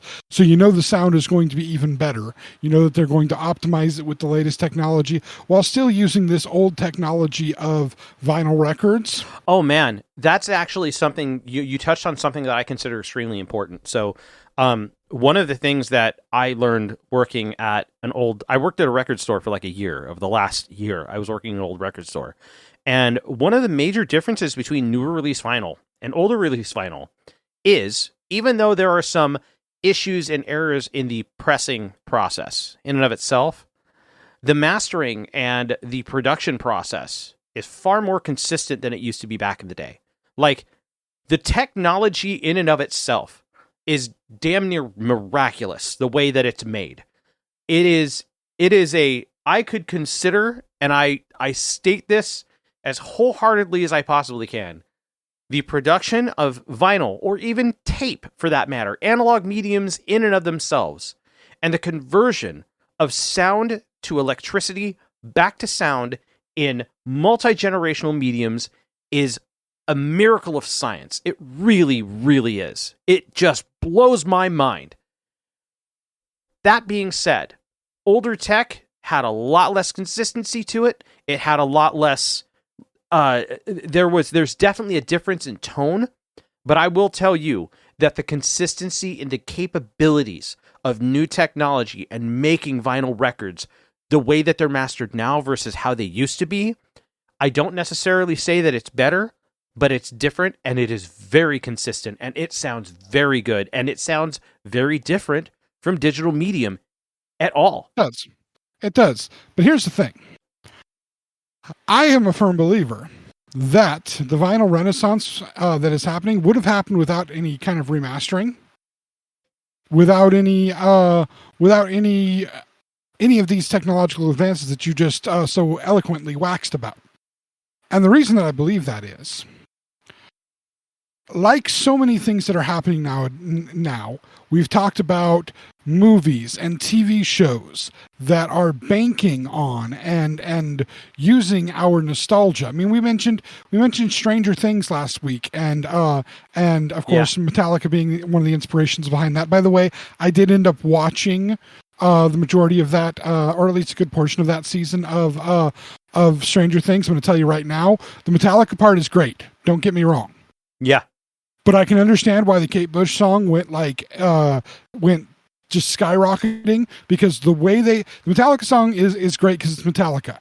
They use the Kate Bush song in the show so much better than even the Metallica song is used. The scene with Metallica song is fun. But the way that they use the Kate Bush song, I don't even remember that song from anything. Back in 80s, 90s, whatever. I don't remember that song at all. Oh, apparently that song, from what I heard, was like, it saw very relatively minor success. Like, it wasn't a huge thing, but apparently to a lot of... And that's the thing, is you've always got that whole indie underground scene in whatever style and genre of music you're working in. So that... There were people that were involved in the production of Stranger Things. Somebody did, or somebody introduced, I fell in love with that song, and it shaped their youth, and they thought it was the perfect song for that moment, and it was just the big break. She's made more money on that song in the last year than she ever made in her entire career off that song. Which is fantastic. Yeah. But what I'm saying is, when you watch the moments that song is used, and there's a couple of times it's used, but one of the major moments that song is used in the show, I hadn't even really heard much of the song, even from when it, because I watched it this last weekend. I watched the shows with my wife, who finally went back and binge watched all of the things. We had watched the first season, portions of the second season. She went and binge watched all of it. I caught I'd say about 60-70% of it. I missed most of season 3, but I got 1, 2, and 4. Oh, okay. And the first of all, the amount of nostalgia that happens in there, I'll get to that in a minute. But what they do with that Kate Bush song in it, the moment that it has in there and what it's doing, what visual things are happening with it. I don't know the song, I'm invested enough in the characters. I was crying with the way that they used it. It was so Wow. emotional. It was so beautiful. And on top of it, in the episode, the end of the episode, right before the Metallica song episode, in the episode with a version of a Journey song that just has all the guitars are stripped away, all the drums are stripped away. All you have is the synth music that was in the song, but like Stranger Things version of it. So the synth is being held, the notes are being held longer, the chords are being held longer. Right. It's just the synth music and Steve Perry, that's his name, right? The lead singer for Journey. Yeah. Just the synth music and Steve Perry's voice. Wow. And So they did like a super stripped version of it. It's only about a minute and a half of the song. It's the Separate Ways song, whatever the actual title of that song is. Really? If that's not Separate the actual Ways, title. yeah. It is amazing because it's so stripped back. It doesn't have any of the backing vocals. Again, no guitars, no drums, just the synth music and his vocal, and it's so eerie and powerful and amazing. Very few people are talking about that moment as much as they're talking about the Metallica moment. It's great to talk about the Metallica moment, best band ever. But still, these are great moments, and they hit on these nostalgia bits. I'm watching this season 4, and the guy that does the Metallica song, the character Eddie Munson, that is literally every dude that I ever played D&D with, and he is the DM for their D&D group. Their Hellfire that's Club. great. So, and he is the metalhead D&D guy that taught me how to play D&D. The Stranger Things is all about nostalgia. They throw every nostalgic 80s movie cliche into things, little tidbits and notes of it, and bigger things. I mean, just it's so rich. You have to watch every moment to catch all the little bits of things that they're throwing into it. Nostalgia is the key here. This is why we saw the resurgence of GI. We had GI Joe movies come out, multiple ones. Yeah, and not just a GI Joe and a GI Joe 2, but let's do a Snake Eyes movie because everybody loves freaking Snake Eyes, the one dude who's never supposed to talk. We love that guy. This is why you see all of the MCU. This is why Star Wars is able to make the money that it's making with the new trilogy, the various shows. This is why Obi-Wan knocked it out of the goddamn park, because the generation that was introduced to Star Wars finally got to see the battle that we had been wanting since the first Star Wars encyclopedia thing came out, the picture encyclopedia. Explained Darth Vader's suit and said that he was in the suit because he got in a fight with Obi-Wan Kenobi and fell into a volcano or whatever. We saw that in episode 3 and it was like, no. What we end up getting in the Obi-Wan Kenobi, the things that happen in that, which I'm sure you haven't seen all of it yet, have you? No, I haven't. I'm very partway into part 3. I'm not very deep into part 3. I think I'm like 10 minutes into part 3. What you see throughout the entire length of that show is everything that the generation that loves Star Wars, people like me, people a little younger than people in our age group and people a little older, not as much the younger, people a little older. This is Obi-Wan Kenobi hits all the nostalgia points that we all want. And luckily enough, it also hits all the nostalgia points of the younger group that grew up on episodes 1, 2, and 3. So it's kind of hitting multiple nostalgia points. Nostalgia is a key here. And when we're talking about movies, we see remakes of stuff. We see, sequels of things that have been dead forever. We see all of these things happening. When we're talking about music, you get resurgence of some bands. Some bands come out of the blue with more music again. They go on. They get the last members together and try to keep them separate and drugged up as possible to go on these long farewell tours. But when you think about how and when music became accessible for people to have ownership of. See, this is part of the thing that happens with these various entertainment mediums. we get connected to it. This is also why people get so angry when they see new versions, updated versions of things, and they don't fit exactly the way they want it to be. They feel an ownership to it. They feel a connection to it. That's why you have these gatekeepers when it comes to all the people getting interested in Kate Bush and Metallica. Now they're like, oh, if you only like it because of this, we don't, you don't get to be involved in it because it's mine. I've been a fan of it forever. I've been guilty of this in the past. I cannot say that I have not been guilty of this in the past. I think the metal community in general is a lot of gatekeeping in it, like a ton. Which one? The metal community in general. Oh, well, any community has that. The metal community has it. The country music community has it. The rap community has it. When you're looking into the film communities, Star Wars fans and Star Trek fans are some of the worst. And especially, it's really bad with Star Trek fans because, like, dude, your Gene Roddenberry, dude, he thought of a utopia future where everybody at Earth was cool with each other. And you're hating on people who are new to the party? Come the fuck on, man. That was the whole point. Isn't that great? I love that. I love that part of it. I think it's hilarious, man. I think there is a whole sect of Star Trek fandom that understands the political aspect of the entire show, but at the same time are also super, super accepting of new people and are more than willing to show them the little bits and pieces and the secrets and all of the, like, they're more than willing to share. Like, I'm one of those people. I love talking about that shit because it's so fun. I've had people that find but out it's smart my as level hell. of Star Wars fandom, right? They find out how big a fan I am, and they're apologetic, like, yeah, well, I only like Grogu. Okay, so like Grogu. That's all good. You like Grogu? It's a That's place fantastic. to start, yeah. Have you He's seen cute. Old Man Grogu yet? He's pretty badass too. Check him out. He looks like a gremlin. and then he flips the fuck around and kills shit. Yeah. Actually, he doesn't kill shit. He just flips around a whole bunch. But no.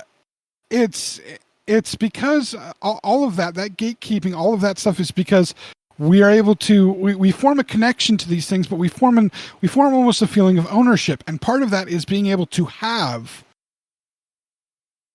literal ownership of versions of this media. Having the DVDs or the VHS or the CDs or the cassettes or all the different paraphernalia that goes with it, your band T-shirt, your if you're me, your 15 or 20 Star Wars T-shirts, the 7 pair of Star Wars underwear I have. I mean, seriously, we have this connection to these things, and the first time that people were able to kind of, I mean, because music's been around within humanity for more years than we can. We have so much that we can look back on from music. There's music from the ancient Greek period, so we're talking 2,000-3,000 years ago. But you got to expect that there was music far before that, far before they had the ability to, or had a method in which to write it down. There are, many oral traditions where they would, just tell the stories because they had no system of writing. I'm sure music was involved in those things. We just have no record of it. The furthest back we have record, like I say, maybe 2,000-3,000 years of music being written and descriptions of the instruments that would have been used. But I'm sure the first time somebody thought to smack a stick against a rock or a log or something, you started having some music. Yeah, absolutely. And music is a very integral part of what it is to, I think, be human, have humanity. And with the advent, as you were talking about in the 1940s, the advent of what we see as the modern vinyl record, for people to be able to purchase this recording of this music, they had a capability of not just having to either play the music or sing it themselves. They could possess this version of this music. They could have some kind of a claim and a connection to it. Yeah. And while we have progressed to the various different mediums that have been used for music relations, especially in our lifetime, because think about it. Vinyl records held sway for a very long time as the way that people got music. You have the record store. You have... that's why they're called record stores. Specifically for the vinyl medium, for nothing else but that. You have this change in culture where it was about you had the ability. You didn't just have to, like I said, go see the music live, be there for an event. Mhm. You could get records that were live albums. Some of the best records ever sold were live albums. And some of the best performances were from those moments. Peter Frampton, come on! Oh yeah. Who wants to hear his studio recordings? Nobody. We want to hear him Oh, no. live. Yeah, absolutely. Actually, not nobody, because even his studio recordings are freaking badass. But he's even better live. Yeah, it's And- not. Yeah, it's not about his studio recordings being particularly bad. He's just that much better a live player. Oh, yeah. There was something that he did. I think he did it in tribute to Chris Cornell after he passed away. But he was actually. Have you ever heard Frampton's live studio playthrough instrumental of Black Hole Sun? No, I will have to. Holy shit! It's incredible, and it was even more incredible live in front of an audience. Yeah, he's probably just talkboxing the whole thing. Yes, and it's awesome. He's talkboxing the entire song, and it brings a whole different level of emotional depth to it that you wouldn't figure would work. And he's very like, That's a surreal ass song anyway. Oh, So to add so an good. extra surreal element would make total sense. Yeah, it was one of those songs that you didn't expect to sound that good in that different a format, and because he's fucking Peter Frampton, he nails it. He does. Yeah, I'm sure. absolutely. Send it to me. Yeah, we'll do. But this is the thing: is you're when we think about our generation, our weird little Xennial generation, we think about the generation before us. The what are those? We are still calling them the Gen Xers, or we just call them the assholes? The Gen Xers. We all kind of grew up with these parents that came in through this kind of baby boomer generation. And is there something between the Gen Xers and the baby boomers, or I don't remember? There's something in between those two. Was there? I don't think so. It Between doesn't the really Xers matter. and the Boomers? No, there was like, basically the baby boom was so large that it spanned like 20, 25 years or something like that. And there's young boomers and old boomers, but they're all like mashed into the boomers. They're still boomers. Yeah, they're between like 60 and 85 years old, I think, or some shit now. They are the ones that had this as their when they were getting into their adulthood. They're the first ones as kids and teenagers and adults that were able to start collecting these records and making the collection of these records, and who had which record a part of their identity, a part of who they were. And when you have the Gen Xers and the Xennials who grow up in these households, we grew up in these households where all of us had parents that had at least something of a record collection. It may not have been a lot, but they had something of a record collection that was the holdover from their teenage years. And while we would have the big changes, some of our first introductions to music were seeing that record player, seeing the records pulled out, the needle put down. Again, Pearl Jam and Vitology. See this needle, see my hand, dropping it down so gently. That's not about drugs. That's about vinyl. Yes. This is the thing that brought music into the household, brought music into your own hands, that put it under your own control. And our generation, so much like the cell phone, or just the evolution of the phone, from the brick to the answering machine, to the cordless, to the cellular phone, to now you have your phone on you everywhere you go. It's connected to your body, and everything you do is through your phone. We saw this happen through our lifetime. We saw this evolution of this way to have ownership and connection to music go from these records to, some of us had the experience of 8-track tapes. Both cars that my parents had when I was a small child, so before the age of like 7, 8, both of those cars had 8-track players in them. I personally had 8-track tapes that were my own. Oh man. Yeah, I never, when I grew up, I rarely, if at all, ever saw an 8-track tape because they were so short-lived. No, I had them. I had my own 8-track tapes that were mine. I had one that was awfully destroyed in front of me. Oh, that's terrible. Yes, the tape was pulled out of it and then cut to ribbons in front of me. What the hell? That's a story for another time. Yeah. I get emotional about 8-track tapes. I get emotional about that specific music group as well. Every time I hear them, especially, I've never bought that specific album again. My wife has offered to buy it for me multiple times. I refuse to let her buy it for me because songs from that album make me very, very emotional because that was a very traumatic incident in my childhood. Understood. I'm sorry. I still have a lot of hate for the person who did that. But we saw this evolution again. Some of us experience 8 tracks. You saw the evolution from the record and record went through multiple evolutions insofar as the size of the records, the number of songs on them. I'm not going to say that I'm an expert in what the different numbers mean and what the different descriptive letters are for the different sizes, but suffice to say, there were various sizes of these records. Some had just singles on them, some were the entire albums. Regardless, there was a lot of record medium, but you saw that the medium became smaller and more, in some ways, more rugged and efficient, more able for you to have the ownership of it. We saw in our lifetime the records, like I say, go to 8-track, go to cassette tapes. How much easier were cassette tapes to store and keep? That's actually funny enough. Should you mention that, like, for a long time, the LP record, like the LP, which just stands for long play. What you're talking about is like, when you think of a 12-inch record, like, you're thinking of the LP, the 33 1/3 rotation per minute long play record. It is your standard album size. It's about 45 minutes, give or take, worth of music, 23 minutes aside, when it first started anyway, and they continued to make it larger and larger and larger as the technology continued to evolve.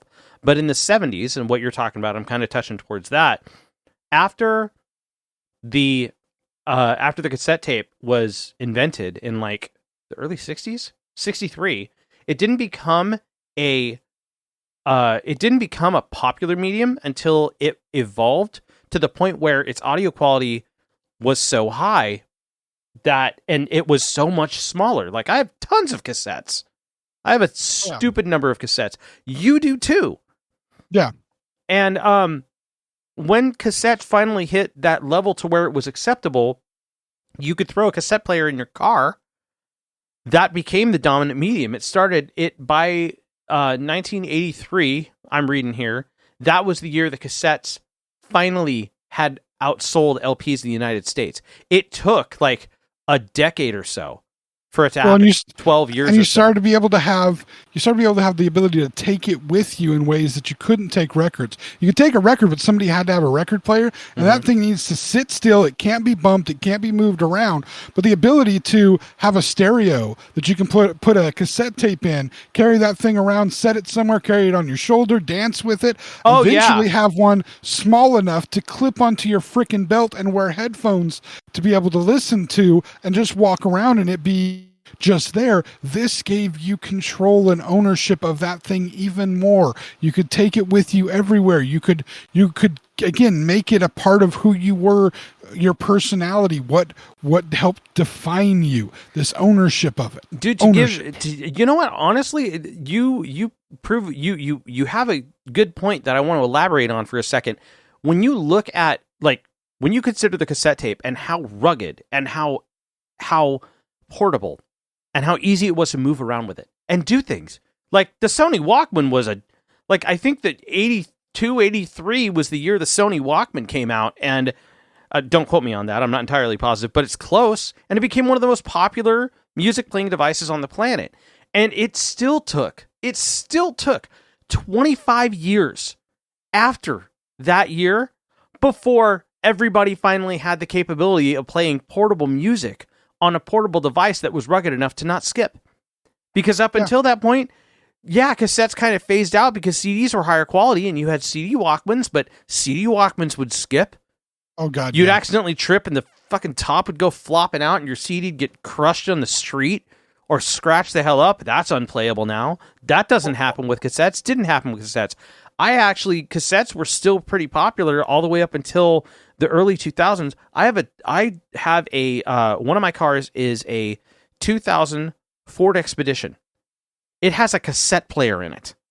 2000 with a cassette player in it. Yeah. which blew my mind. Like people Again, were putting CD players in cars, like in the dash, not like the CD changers, but the dash in like the late 90s, because they were able to get anti-skip technology up to that point where you could drive a car with it. But for the longest time, it was you're stuck with a tape, and it stuck around for a while. I have a 2003 Ford F-150 with a cassette player in it. Don't work, but it's there. That's great. Yeah. I bet you. Do you have a tape stuck in it still? No, it's I have one stuck in mine. It hasn't worked since I've been driving it. But the point is, we saw that evolution. We saw the evolution of the cassette, which again, yes, very rugged. We saw the evolution then into the DVD or the CD. Not as rugged, but much clearer sound, much clearer format, much better as far as getting everything we want out of it without the rugged portability. And then, of course, we saw the rise into the digital music, which is what you're talking about something that's more rugged, that can deal with kind of being beat up and still, for the most part, be okay depending on which digital media player you have. Right. Whether it's on your phone or you're an iPod person or you're one of the idiots that bought a Zune. Whichever one you end up having, they are a little more rugged. They can be bumped around more than CD players can.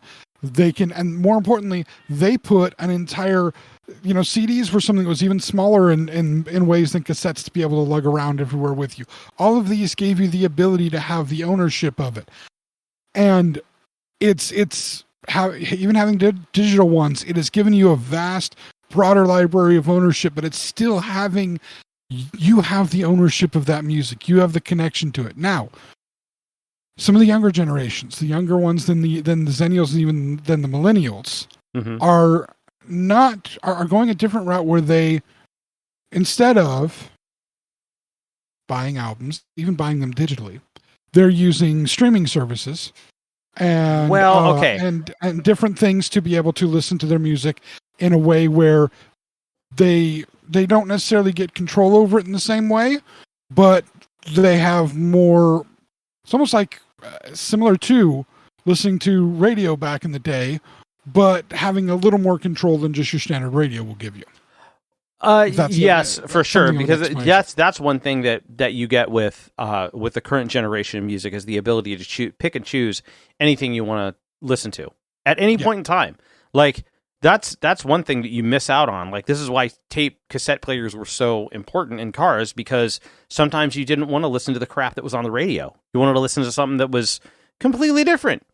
And the online things, the various things that exist now give you the ability to tailor it a little better than what a radio station can tailor it. Oh yeah. So you don't have maybe the full albums in the same way, but you still get the same rough kind of music, the same general kind of music, but even more specific than a radio station used to be about it. But it's still about having the access to, not as much the ownership, but the access to it, because in this day and age, having access can be more important than having actual ownership.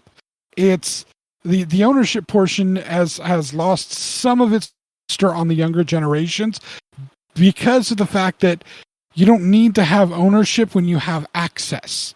And the accessibility is something we didn't have back in the day in the same way. You know what? Could be... We're limited in somebody else controlled the flow of access instead of us being able to control it. Well, and to with that, that could be, I consider that a little double-edged, and part of it has to do with my own. First off, you touch on 2 points here. The first one is something that made me kind of think of, it could be a result of my own personal psyche wanting to have physical copies of stuff. Like me, myself, I collect I'm living snot out of video games and all that. But I feel like there's still the potential inherent flaw to the convenience of streaming media. Well, and that's what I'm getting at here. Okay. And that's why I'm getting what the records changed and what the new shift that has happened is. What records did is records, and even, because keep in mind, I'm just speaking of music media right now when I'm talking about this evolution of things. But movies are the exact same in that, there was Betamax and VHS and Laserdiscs and then DVDs.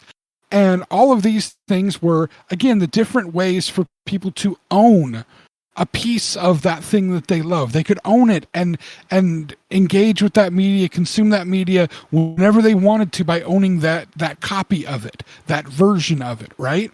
Yeah. This was something that the boomer generation kind of started, and they passed down onto their kids with the Gen X and the Xennials, and even some of the older millennials. They passed down this owning this thing so that you can consume it whenever you want to. The importance of it, what it meant to have it. Again, our conversation has mainly been about music, but you can apply the exact same things to all the different versions of ways for people to own movies.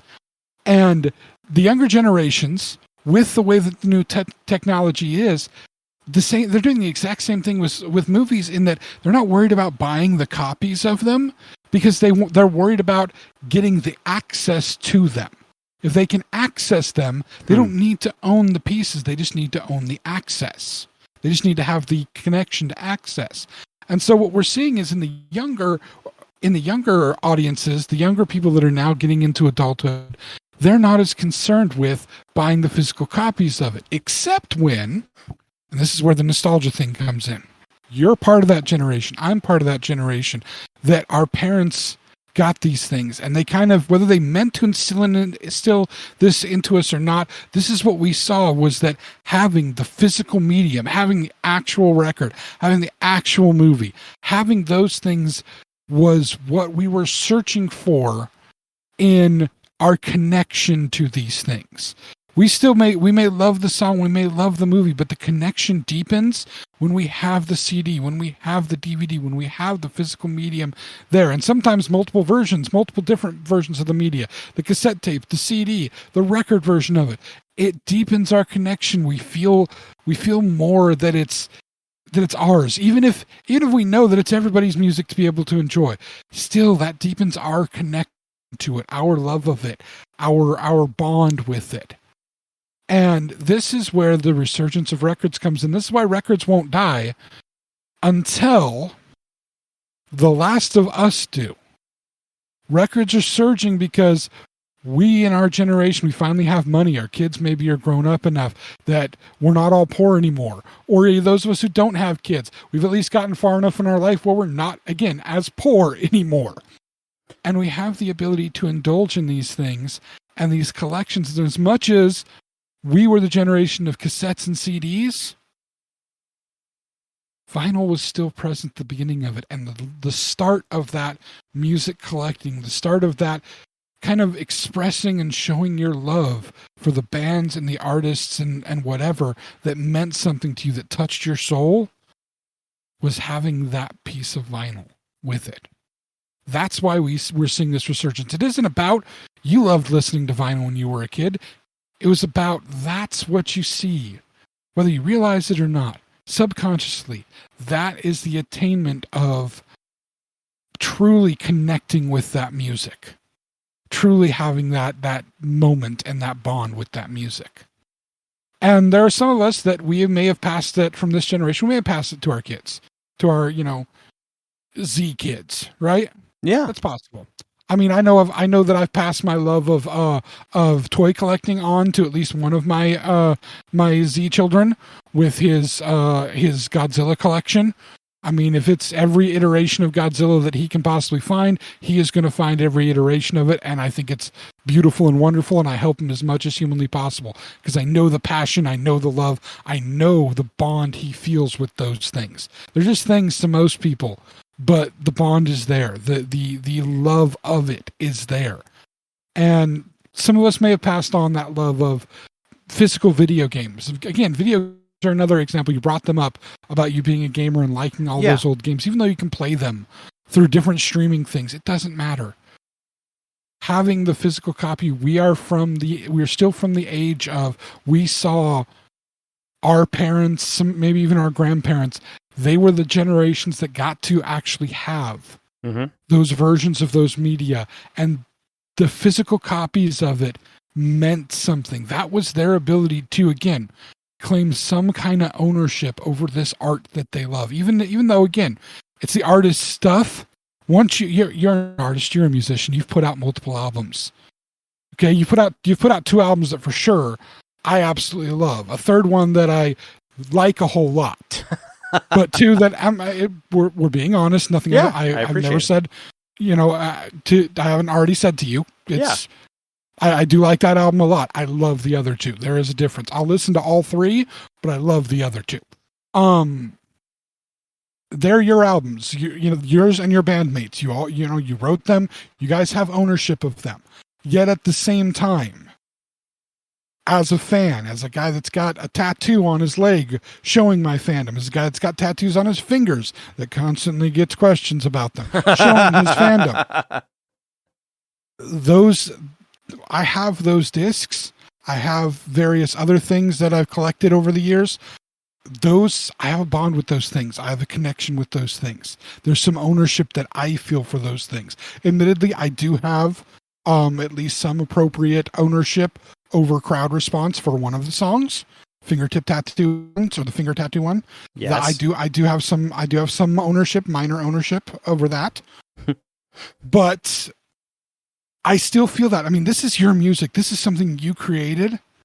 And I know it's yours. You own this stuff. You and the band, you own this. But I feel an ownership to what it meant to me, how it affected me then and now, the nostalgia that it brings back when I listen to it, both good and bad, because there were good times then, there were bad times then. Mm-hmm. But having those physical copies of them, having other physical copies of your guys' music that nobody else has. You know, I have a disc that's got a Jefferson Airplane cover on it that I don't think many people have that, but I do. It's that kind of ownership thing that this means something to people. And I can tell you right now, that would be, if I was a vinyl collector, believe me, if you put the two Prylosis albums on vinyl, I would so be getting those. So completely be getting those. As well as getting the metallic ones. Luckily for my wife and for my pocketbook, I have not gotten into the vinyl thing. I have fought against it as much as I possibly can. Mainly because it's just a thing that I would store. I don't want to listen to the vinyl, and I don't have a household that is appropriate to listen to the vinyl, and I'm running out of places to store things. I already am going to have to find somewhere else to put my Crocs, and frankly, that terrifies me. But this is what, even like I said, even though our generation, even us Xennials, saw that evolution and saw it evolve into these digital mediums, which the digital mediums are great. It's great to have, a thing the size of a phone. You use your phone. I use a separate piece of medium because I still want two separate things. The thing the size, actually smaller than my phone, that holds thousands and thousands of songs in it. So many albums. I can listen to basically anything that I want to, although I've started to like the band Breaking Benjamin a lot lately, and the wife did not put the Breaking Benjamin stuff on my iPod. She put it on hers. So we need to have a talk. She also needs to put the new Ghost album on mine, because the new Ghost album is freaking amazing. Dude, Breaking Benjamin, first off, I love the hell out of Ghost. Breaking Benjamin is a fantastic band. I resisted it for the longest time, but they're really good. They write really good songs, and they're very, very good at keeping a good feel and groove. Plus, they did a cover of Queen's "Who Wants to Live Forever," and they fucking nailed it. Oh, I haven't heard that. That's a difficult Queen song. Yeah, I haven't heard that. Oh God, it's amazing, dude. They do such a good job with that song, and that's actually a really, really hard Queen song to get right, because it's a weird song. But anyway, the point being, vinyl's going to stay around for as long as we have people that have that need of possession, and that's what's happening, whether you realize it or not. That subconscious desire to have that connection to the music, that you're doing it. And I say, if the passion is there, go for it. Love it, indulge it, have your connection with it. And, whatever it's going to bring you for the joy, that's the important part of it. Yeah.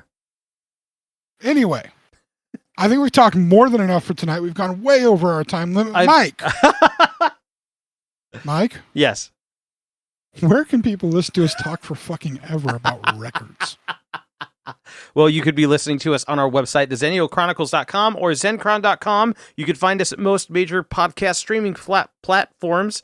I always fuck it up right there. You could always find us at most major podcast streaming platforms. You could also check us out on YouTube. Please, if you haven't, go search for us on YouTube and find our channel.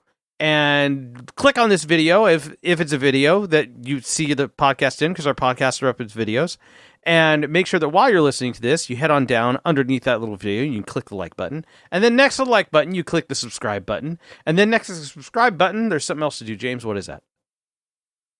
You need to click the bell. That's right. Click the bell and make sure that you are notified the next podcast we put out, even in video format, on YouTube. We're trying to get our subscriber count up. So please make sure you do that for us. If you could, that'd be fantastic. And here's the thing. You have to come and find us, obviously on the podcast sites or on YouTube. And again, if you're on the podcast site, just go to YouTube. Like it's one of the easiest ways for us to be able to like really show that people are listening and enjoying. You will not find us on vinyl yet. Oh, God. Maybe one day we'll work that out. But while you're there, while you're checking us out on YouTube, liking videos, hopefully, let's say you haven't heard all the stuff, you can listen to it all through YouTube. Like, comment, please comment. We're more than glad to get comments. Subscribe, click the bell. Also check out Mike's 2 other channels. First one being the channel he does with his wife on YouTube. Yes. This is called Chronicles Games. Yes. This is Mike playing video games, typically actual media video games, in chronological order of the story, not in order of when the games are released, but it's basically Mike just being bad at video games. The other page that Mike does is Ruling Note Music. This is Mike talking about everything music, including probably this podcast would almost work as like a side note on Ruling Note Music. But I still think Mike needs to. Mike should have done what you should have done for the Ruling Note thing. You should have done like a I don't know. There's copyright things probably involved. I was gonna say listen to the Metallica albums, but you probably have to pay some kind of royalties. I mean, Lars is nice and all when Stranger Things wants to use the music, but like if you want to do it, he's gonna try to sue your ass. You mean when they also try to badly lip sync their own song next to the? Yeah, it was awful. Like, oh God, James, why? What are you doing? Like, I don't know who the hell put them up to that, but yeah, it was not. It was. I That mean, was it was bad. cute. It was cute, but that was no. adorable. But, guys. I mean, still showing the support. That's I guess the best part of it. Yeah. But anyway, please check us out on all those things, and I hope you all have a great week. Y'all have a good one. Thank you for tuning in, friends. The journey continues next week.